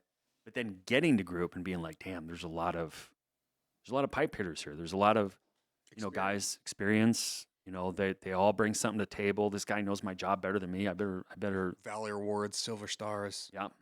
I better, tune my own frequency, up a notch. I was on a team with 4, 5 individuals that became battalion or group CSMs. That's pretty dope. I was briefly on a team with a dude that was a team sergeant that competed against the outgoing team sergeant for just like a general fitness assessment, and they both did 28 weighted pull-ups. Oh, very nice. Out of control. I was on a team that went to Guatemala, and 5 guys got a divorce when we got back. So if that puts that into perspective, that's not good. But SF never ceases to amaze. Never disappoints. So speaking of which, okay, we got a little off topic, but that's fine. The one thing I wanted to bring up next was speaking of just, we went down a rabbit hole, but that's okay. That's what these are for. This came out on February 7th, and obviously you can see that it's an information report on this sector, the Rio Grande Valley sector, receiving information indicating that an organized group operating out of Matamoros, how do you say that? Tamaulipas. Okay, we'll just go with that. Is allegedly planning to use a subject who will remain in Mexico to shoot at U.S. government, law enforcement, or military officials on the U.S. side of the border. Additional information suggests that the shooter will attempt to make it appear as though the government of Mexico was involved. False flag. False flag operation. And we already know, and what I'd like to do now is to transition back to our original conversation. Wait, could I Absolutely, go ahead. Can I segue? Yep. A little bit of ADD. Hey, you remember our last POLCAST, like 5 weeks ago, whenever we looked at the California National Guard armory that was the raided, vehicles. and they're trying to take the uniforms. They try to break into the uniform office. Yep. Maybe not just Mexican officials, but maybe U.S. service members firing on Mexicans. Well, and then that. I'll bring this slide back up real quick. 3,600 active duty U.S. military troops on the southern border right now, and there's a lot of movement down there, and it with more presence comes more caution and more opportunities for bad things to happen. I think this next video it really illustrates what we are getting into if this moves beyond just training with the 7th Special Forces being down training the Mexican Navy. So what I'd like to do real quick, this is about a 5-minute video. We're just going to let it play. This is a former cartel member, an LA kingpin, that has, I think he's very knowledgeable about the inner workings of the cartel. He's a financier or a finance manager. He claims it worked for the cartel. Yes, he did do 26 years. I think he got out last year, and he's his information may be a little outdated. Yes, yeah, because he did say a couple things but all in all, he he's not a bottom feeder to say the least. And so what I'd like to do is play that real quick, and then we'll discuss a little bit of his interview with Vincent Vargas of the Ironclad. I'd love to circle back to this. What are some of the biggest challenges the United States military would face if deployed against cartels in Mexico? The there are fundamental difference between the cartels, and I can speak only about the Pacific side. I don't speak about the Gulf side. But on the Pacific side, Jalisco New Generation is much more militaristic. Sinaloa prides itself on being clever. So they're going to adopt a posture where they'll just take a lower profile. The group out of Jalisco is the more militaristic group, and it's known throughout the higher level trafficking community that their leadership for their paramilitary wing are 4 former U.S. Special Forces. You've got a Green Beret, a Green Beret, that's Delta Force, 2 Navy SEALs, and a Ranger from the 75th Ranger Regiment. Yeah, because the guy that when the Jalisco was part of Sinaloa, they were operating under the aegis of a drug lord named Nacho Coronel. Well, Nacho Coronel controlled Jalisco. Coronel's partner was Lobo Valencia. One of the Valencias is married to Mencho. Ostensibly in charge of the group that at the time was called the Mata Zetas, the Zeta Killers. Well, he handled the money because he was a family member. They had the American Special Forces handle the actual building of their paramilitary. So they recruited former Mexican Special Forces, which is the next tier of leadership. Their main body is former Mexican military personnel, and then they bolster it with Special Forces from Central American countries, Honduras, El Salvador, Panama. These are all guys that come to the United States. They get trained by our guys at Bragg. They get trained at the School of the Americans in Georgia. And counterinsurgency type training. And so when they go back to their countries and they finish their tour of service, they get paid top dollar. Remember, Jalisco New Generation generates $3-4 billion a year. We have career bureaucrats, however, who formulate plans that, quite frankly, aren't reasonable given the nature of the adversary you're fighting. We spent $2 trillion and 20 years fighting in Afghanistan. We didn't lose a battle in Afghanistan. But yet today, the flag of the illiterate goat herder is flying over every flagpole in that country. So when you're talking about having military troops coming into the United States, if you're partnering with the Mexican government, how do you know that information is not going to get leaked? So when our men are going on their missions, they don't have the element of surprise. Their air assaults, they're dropping into ambushes planned by American Special Forces, supported by Mexican Special Forces. Twice the Mexican government has sent their special forces to try to get Mencho. On both times they got tipped off. On the ground assault, those soldiers went right into the ambush. They unalived every one of the Mexicans and left their bodies on the highway. Jalisco suffered not one injury. The Mexican government got so pissed off, they put together their most sophisticated elite unit of special forces. They're doing air assault. Well, once again, one of the officers on the base called and tipped off his handler. Mencho and his men got into their SUVs and they were taking off. Here come the helicopters. They can see the caravan. They get into formations. They start descending. What happens? They start blowing helicopters out of the sky. They have SA-7s. They have man-bads. They've demonstrated the capacity to blow military helicopters out of the sky. Every one of the special forces on those helicopters died. And so it's not going to be the picture that's being presented is very flawed. You have almost nobody of any significance at the border. Sinaloa cartel doesn't have 25 guys at the border. Their highest ranking guy in TJ is an E9. He'll have 3 importation cells that report to him. They're led by E7s. The workers are E6s and E5s. That's it. Nobody in the leadership, nobody in the United States, they don't put their important people at risk. So you're not going to be going over the border and fighting cartel men. There's lots of criminals in TJ that are locally contracted. Sinaloa will sacrifice every man in Tijuana. They don't care. Jalisco will sacrifice every guy in Mexicali. They don't care. But if you're going to actually target the cartel operatives, you got to go 1,000 miles into country and fight them in their mountains.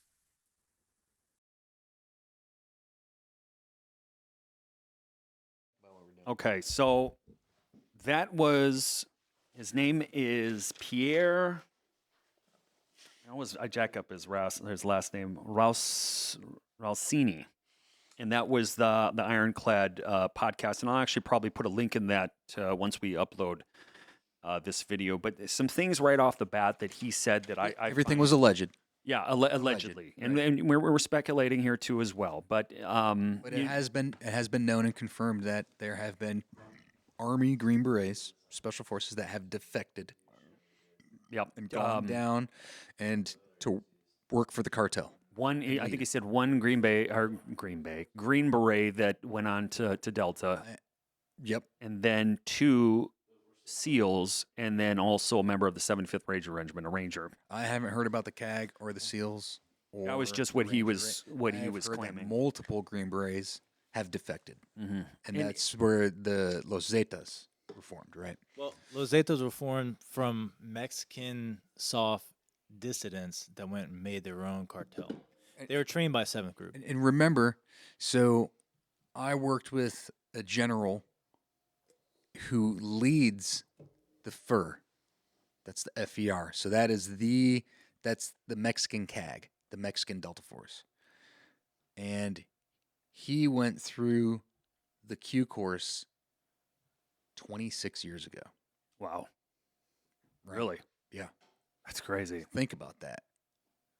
That's so if he went through the Q course 26 years ago, that means that we had to have systems in place well before he went through the course, which means we've been in Mexico for 30 plus years dealing with this.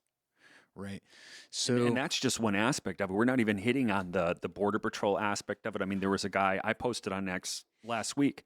They rolled up for human trafficking, and I think he was collecting $2,500 a pop.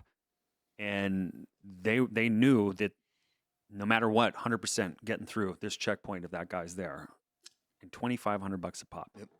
So, and taking a look at this is a map from 2024 that shows cartel-controlled areas, and you can see if you just look to the right, you can see like the JNGC.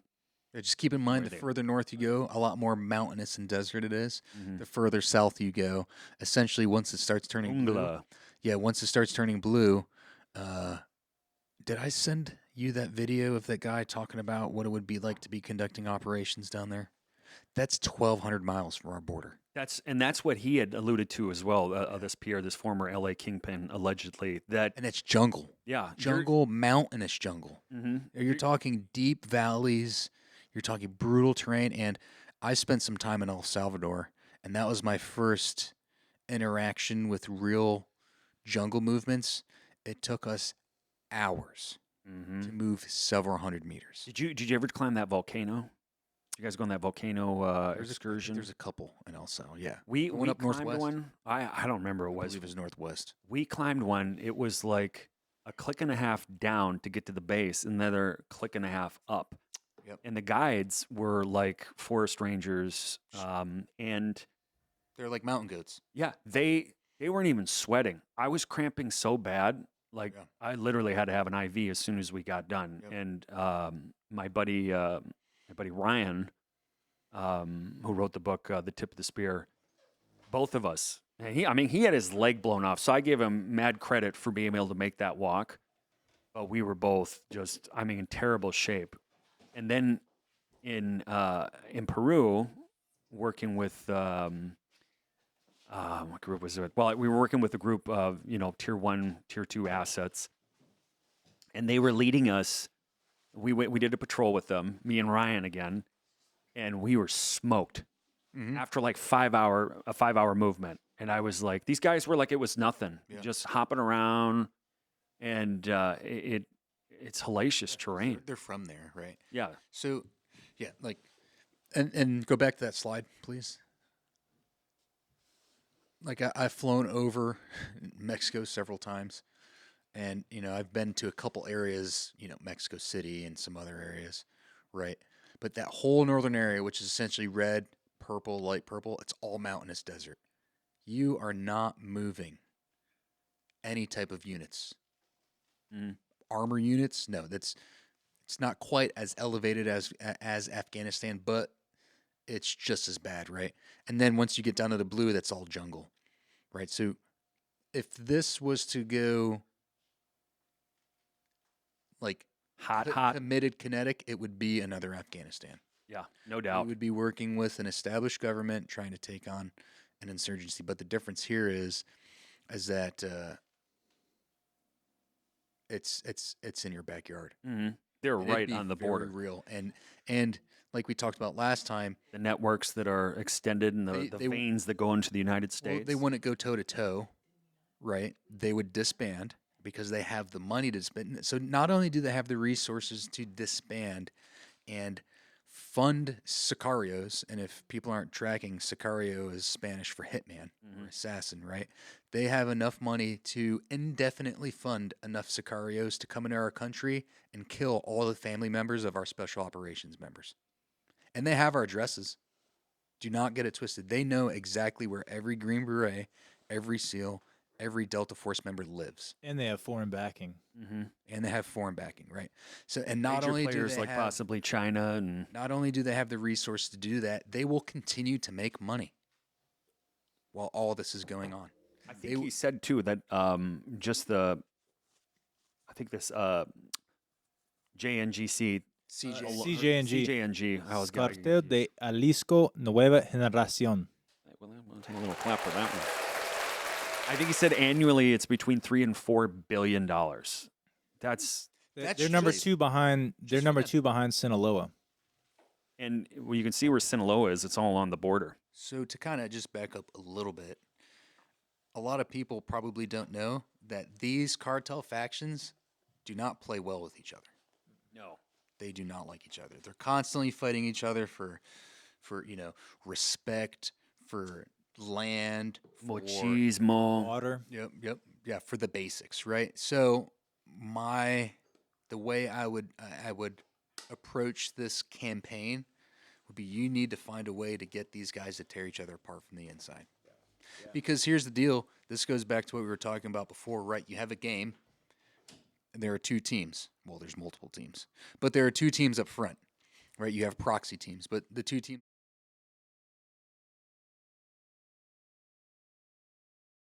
win this game, right? And the way I see it is that the American people are not willing to accept what it takes to defeat the cartel, at least toe to toe in combat. I think too. I think just if you look at Mexico as a whole, the border, the frontera, you see how much land connects to the United States, and it's quite a bit. And especially after 20 years of war, you know, how much are people willing to stomach? But I hate to say it, if something bad does happen, whether it be those cats that are in Mexico training the Marines, or the 3,000 plus soldiers we have on the border, if something happens, it will garner a lot of response from the American people, and we'll see flags everywhere again. And real quick, a lot of people probably don't even know we've had a service member die in Central America in combat. Multiple. Right? One of them is actually a Green Beret, and his name was Greg Fronius. He was killed in action in El Salvador, 31 March 1987. And I'm just going to keep it short to what happened. But essentially, he was on a base in El Salvador when they were having their civil war back then. And an insurgent group attacked the base he was on. And he actually grabbed his weapons and he went and fought. Returned fire. Next to the El Salvadorians. Killed a bunch of insurgents, and then ultimately he succumbed to his wounds, right? But there's been a Green Beret that has died in combat. Isn't that who the language lab's named after? Yep, the language lab at 7th Group's named after him. That was 1987, right? 87. Yep. So we have blood spilled down in those countries. Like we're invested. We're well, even if you expand that out to a little bit to, you know, the Marines and the Army. Look at Panama, what we did with Manuel Noriega, taking him out. Trying to think offhand, there's another situation that happened. I don't know if it was in Peru. Grenada. We've been there for decades, and I think it's part of the problem is we have short-term memory, and most people don't look into stuff like this because they're either busy with their daily grind, which is understandable. But the presence and just from people that aren't in the military that I've talked to, and they're like, well, we're sending the military down there to kick the cartel's ass. And it's like, that's not really how it works. You know when the U.S. military was in Panama? Do you know when? In what aspect? And what? For security and also host nation development. Do you know when we first went down there? It was like the 1860s. We built a railroad down there. Mm-hmm. Before there was the Panama Canal, Yep. we had a railroad that used to transport everything back and forth. They would have a port on one side, Gulf side, and a port on the Pacific side, and transfer like that. I didn't know. Also north-south. Okay. And they had transferred down to Colombia, which wasn't Colombia yet. It's amazing that little small area that separates What year the Atlantic from the It was Pacific. like the 1860s. We were developing a railroad. That's essentially 160 years of relationships we've had with Panama. You scratch my back, I scratch your back, and then you're going to turn around and support all these Chinese. Well, speaking of that too, I wanted to. We've also done we've also let's not get it misconstrued. We've also had our own faults and shortcomings there because not every soldier is a good soldier, and we have had some jackassery there. We're not gonna shine the light on some of the Blue Falcons that we've had through the ranks. We've had a couple of Bushes and Harrises down there. You know what I mean?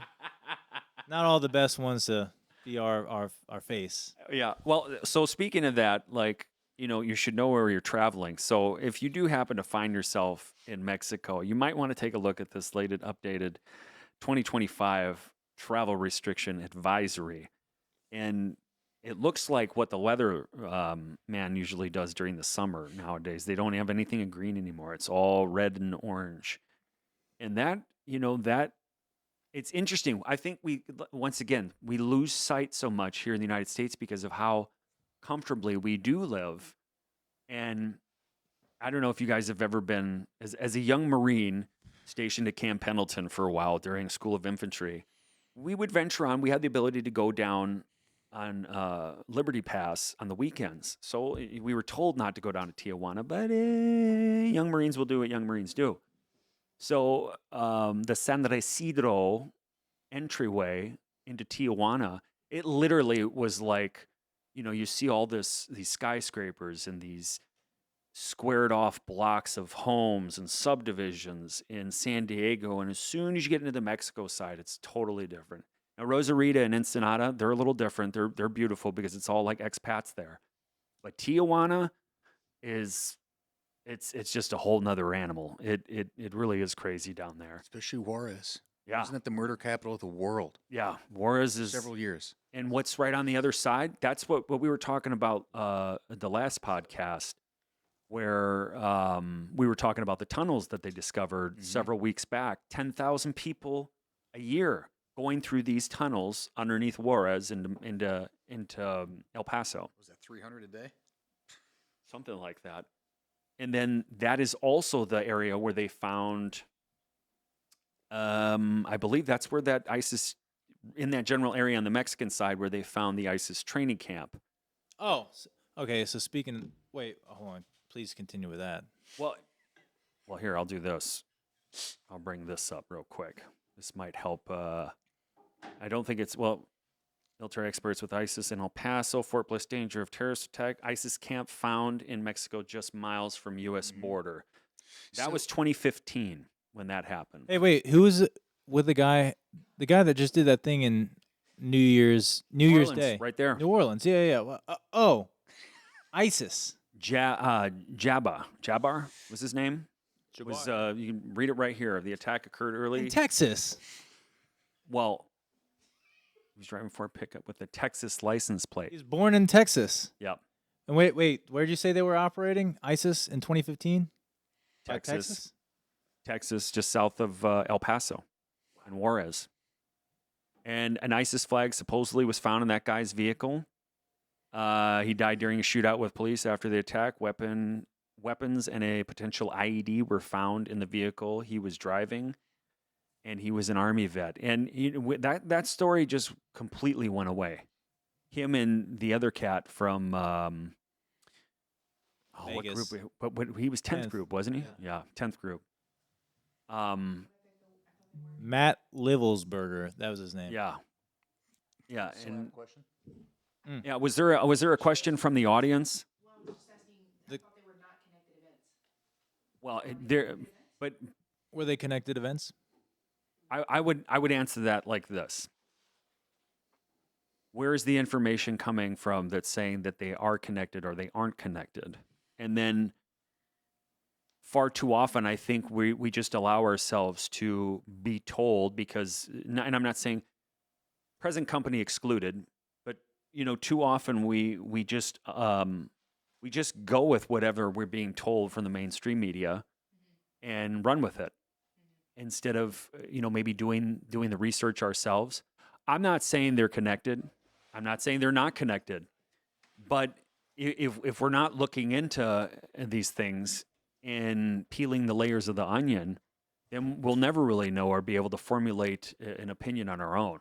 Well, I know from not from unofficial reports, I had heard through the grapevine from people at 10th Group that Matt Livelsberger had recently converted to Islam in the last year or so. I also heard that his wife vehemently opposed the idea that their son was not his. So the only commonality, or the only, I remember whenever we first talked about it after the first, I was speculating maybe as part of like Al Qaeda 2.0 type of thing. Yeah, it was like the 8th, I think. So it was, a week later we were talking about it. And I don't think Al Qaeda 2.0 has stopped. And I still think that might be a thread to try to follow. They could have been connected. I'm not sure if they're connected. I've heard stories and reports of U.S. forces and Taliban forces stopping fighting each other so they can fight ISIS in Afghanistan. Mm-hmm. Like, ISIS, it's funny. Like, Taliban and Al Qaeda really aren't that extreme. They're not. They do have a set of principles that they follow. Mm-hmm. ISIS doesn't. Well, ISIS just wants pure eradication of infidels. Islamic State. At any cost, right? So I've had buddies that have been over Afghanistan, and they have had Taliban come out with a white flag. Hey, I'm Taliban, but they're ISIS. We don't want them here. We will stop fighting you if you help us kill them. And they have fought together against ISIS. Another thing that I've heard, though, is that Al Qaeda might try to use ISIS as a proxy for them because everyone recognizes ISIS as like, these dudes are jackasses. They are just reckless and they're extreme. But if it still meets the ends of Al Qaeda, yeah, they'll exercise it in an adversarial nation. If you're in a fight and you got a crazy dog that will just bite, well, let him loose. See what happens. Which is also crazy because you go layer behind that, and it's like, well, China would back the party to the party, and then it comes full circle again. And so the progression of these stories, if you look at the timelines, you go in from 2015, and I've seen them all the way back. The one in the middle is from 2014, I believe, and then we have 2023, and then this was 2025. And I don't think, especially just with the, it was very quiet when, after over 20 years, the Patriot Act finally met its sunset. And it wasn't with fanfare or anything, but it did correlate with the time where Biden was in office and all of a sudden the floodgates. Trump was in there. When was it 20?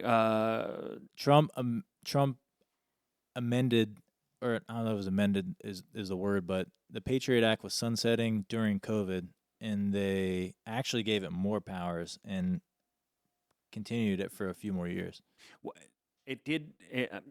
As far as sunset, I mean like it's an original inception. Like it had met that time stamp multiple times, and they keep extending it.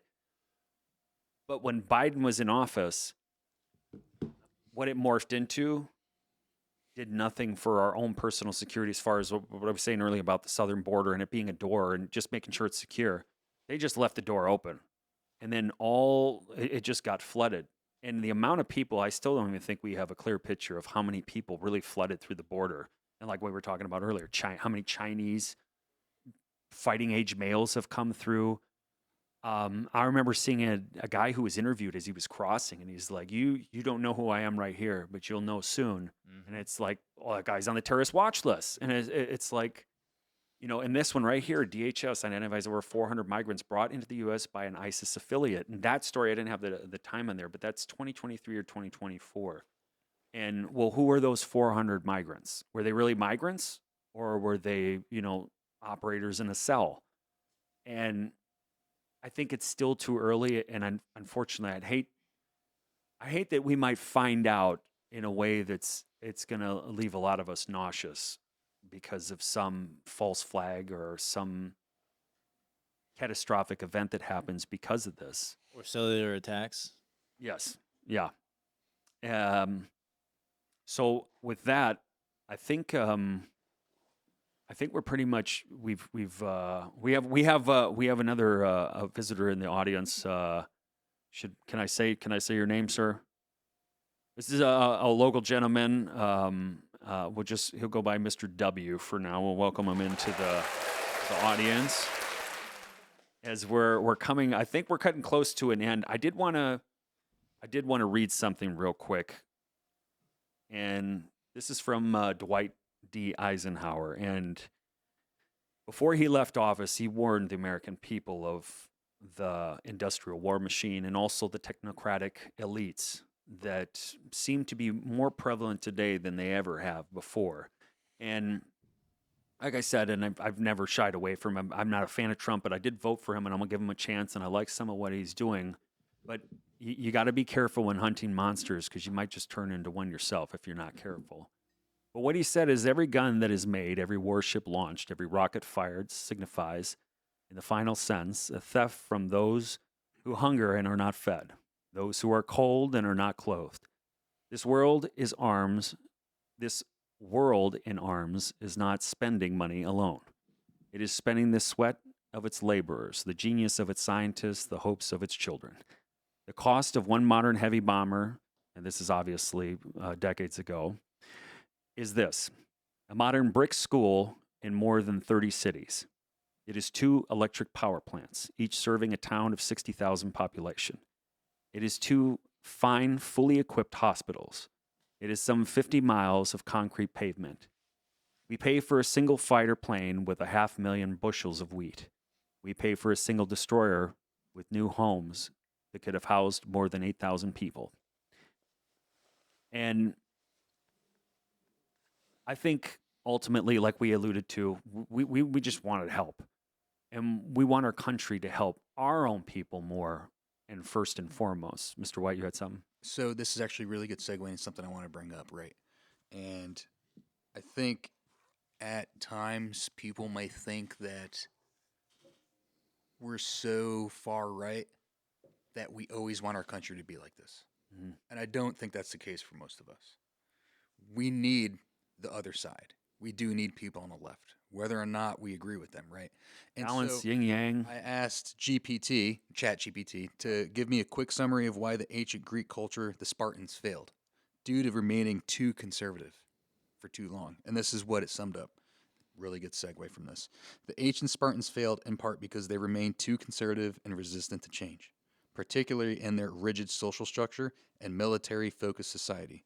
Their inflexible adherence to traditional values and practices, such as their oligarchic government and the emphasis on a highly militarized culture, prevented them from adapting to changing political, economical, and military circumstances. This lack of innovation and adaptability, especially in the face of more dynamic and versatile adversaries, eventually led to their decline. Moreover, their reliance on a small, elite warrior class limited their ability to manage larger, more complex societies or alliances, ultimately weakening their position in the Greek world.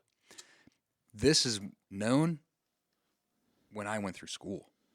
This is well before ChatGPT came around, and we know ChatGPT is a little left-leaning, right? But this is a reality, right? Like, politics and society especially United States, we're constantly on a teeter-totter, left and right, as we move forward. We don't want to be so conservative that we fail to be creative and adapt. We don't want to be so liberal where we let our warrior class fall and we can no longer protect our gates. You got to test your mettle. Right? So there's a balance. We go back and forth, left and right. So like, hey, people didn't like what the left was doing the past several years. We voted on that. Let's let the right take the fucking reins for a couple years here. If what we do works, we'll vote on it again and then we'll move forward. If what we do over the next 4 years doesn't work, we'll swing it back left.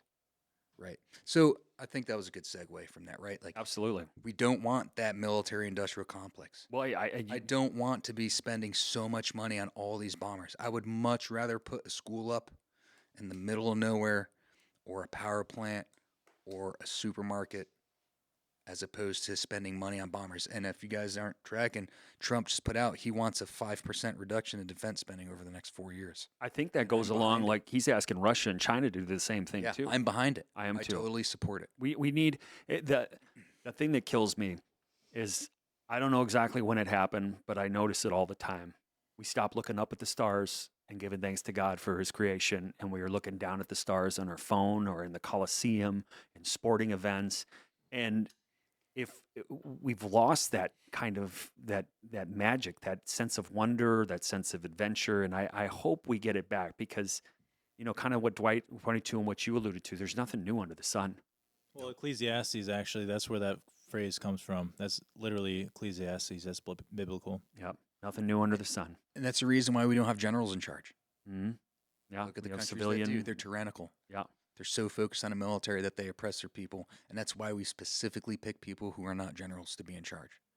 Because they don't have that investment in the military to where it's like, I need to lead with the military. No, they're leading with the civilians, the civilian populace's betterment and their decision making. Mm-hmm. I don't want a general to be our president.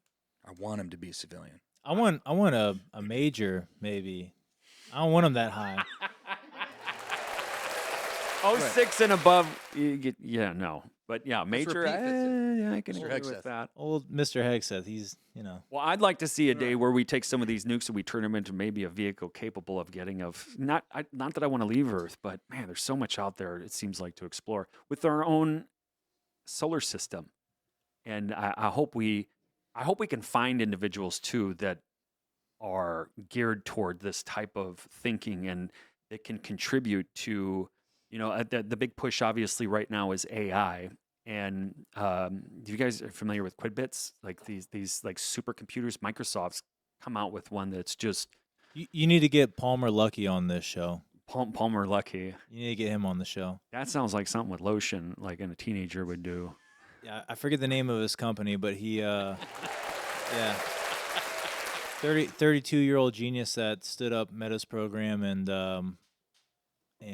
then became his own. He's like big in the defense industry for VR. Well, I will look into that. Some of the I'll definitely look into it. I'm into that stuff. But I do have, speaking of superhumans, I did find one, and oddly enough, it kind of coincides with what we've been talking about. And I'm Mexican, soy mexicano, so I feel no beef about playing this, but I think it's important that people see this and realize that there are individuals out there that can contribute to the greater cause of humanity itself. So I'm going to play that right now before we exit out of the show and say it. Hey, we all know there's a lot of cholo workout videos out there, but this one is going to have you like, damn, homie, that's what's up, you know? This is Cholo Fit with Creeper. The first one we're going to get started with is Cholo Squats, eh? Whether you're locked up or you're at your homie's barbecue and it's time to represent with your clica for a photo, then you go like this, eh? You go left foot, point it forward like this, right foot, point it to the right in that direction.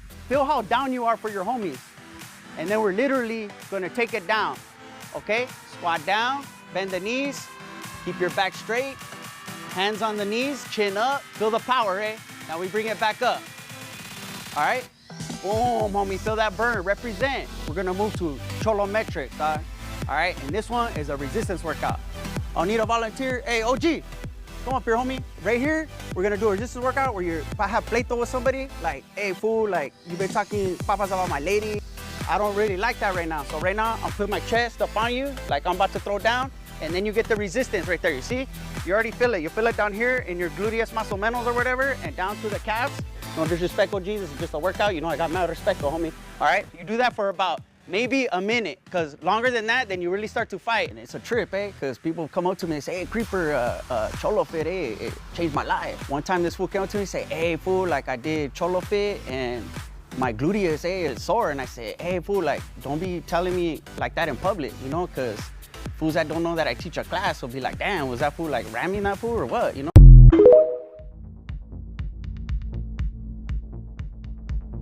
Well, I guess I should turn the mic back on. Cholo Fit, get it today. You can check it out on YouTube, and we want to thank everybody for coming in. Any last thoughts before I say our last goodbyes? Just train, stay alert. Fuck yeah, man. And listen to what people have to say. And to your comment about, just bringing everybody in for the betterment of humanity is there's no betterment that you can do than to show somebody the way of Christ, because he ultimately saves us. And one of his enduring words was, go therefore and make disciples of all nations, baptizing them in the name of the Father, the Son, and the Holy Spirit, teaching them to obey everything that I have taught you. And be sure of this, I'll be with you to the end of age. So with that, pray for our missionaries as well that are fighting the spiritual fight, the ultimate fight. Amen. And may God bless us all. May he protect us. May he be our guiding light. And hopefully we provided a little bit of, levity, information, something that maybe would help folks that aren't clear on what's going on in south of the border currently. And then we went a little beyond that. But as I've always said, and I'll keep on saying it, this is therapy. This is a therapy session for us. And we just want to find ways to give back. So you can check us out on Liberty Ape 76 on the X Machine. And like Mr. White said, first and foremost, take care of yourself, take care of your body, because if you don't do that, you can't take care of the loved ones around you. So with that being said, good night, everybody. Have a good week, and we'll see you next time. Long live the Republic.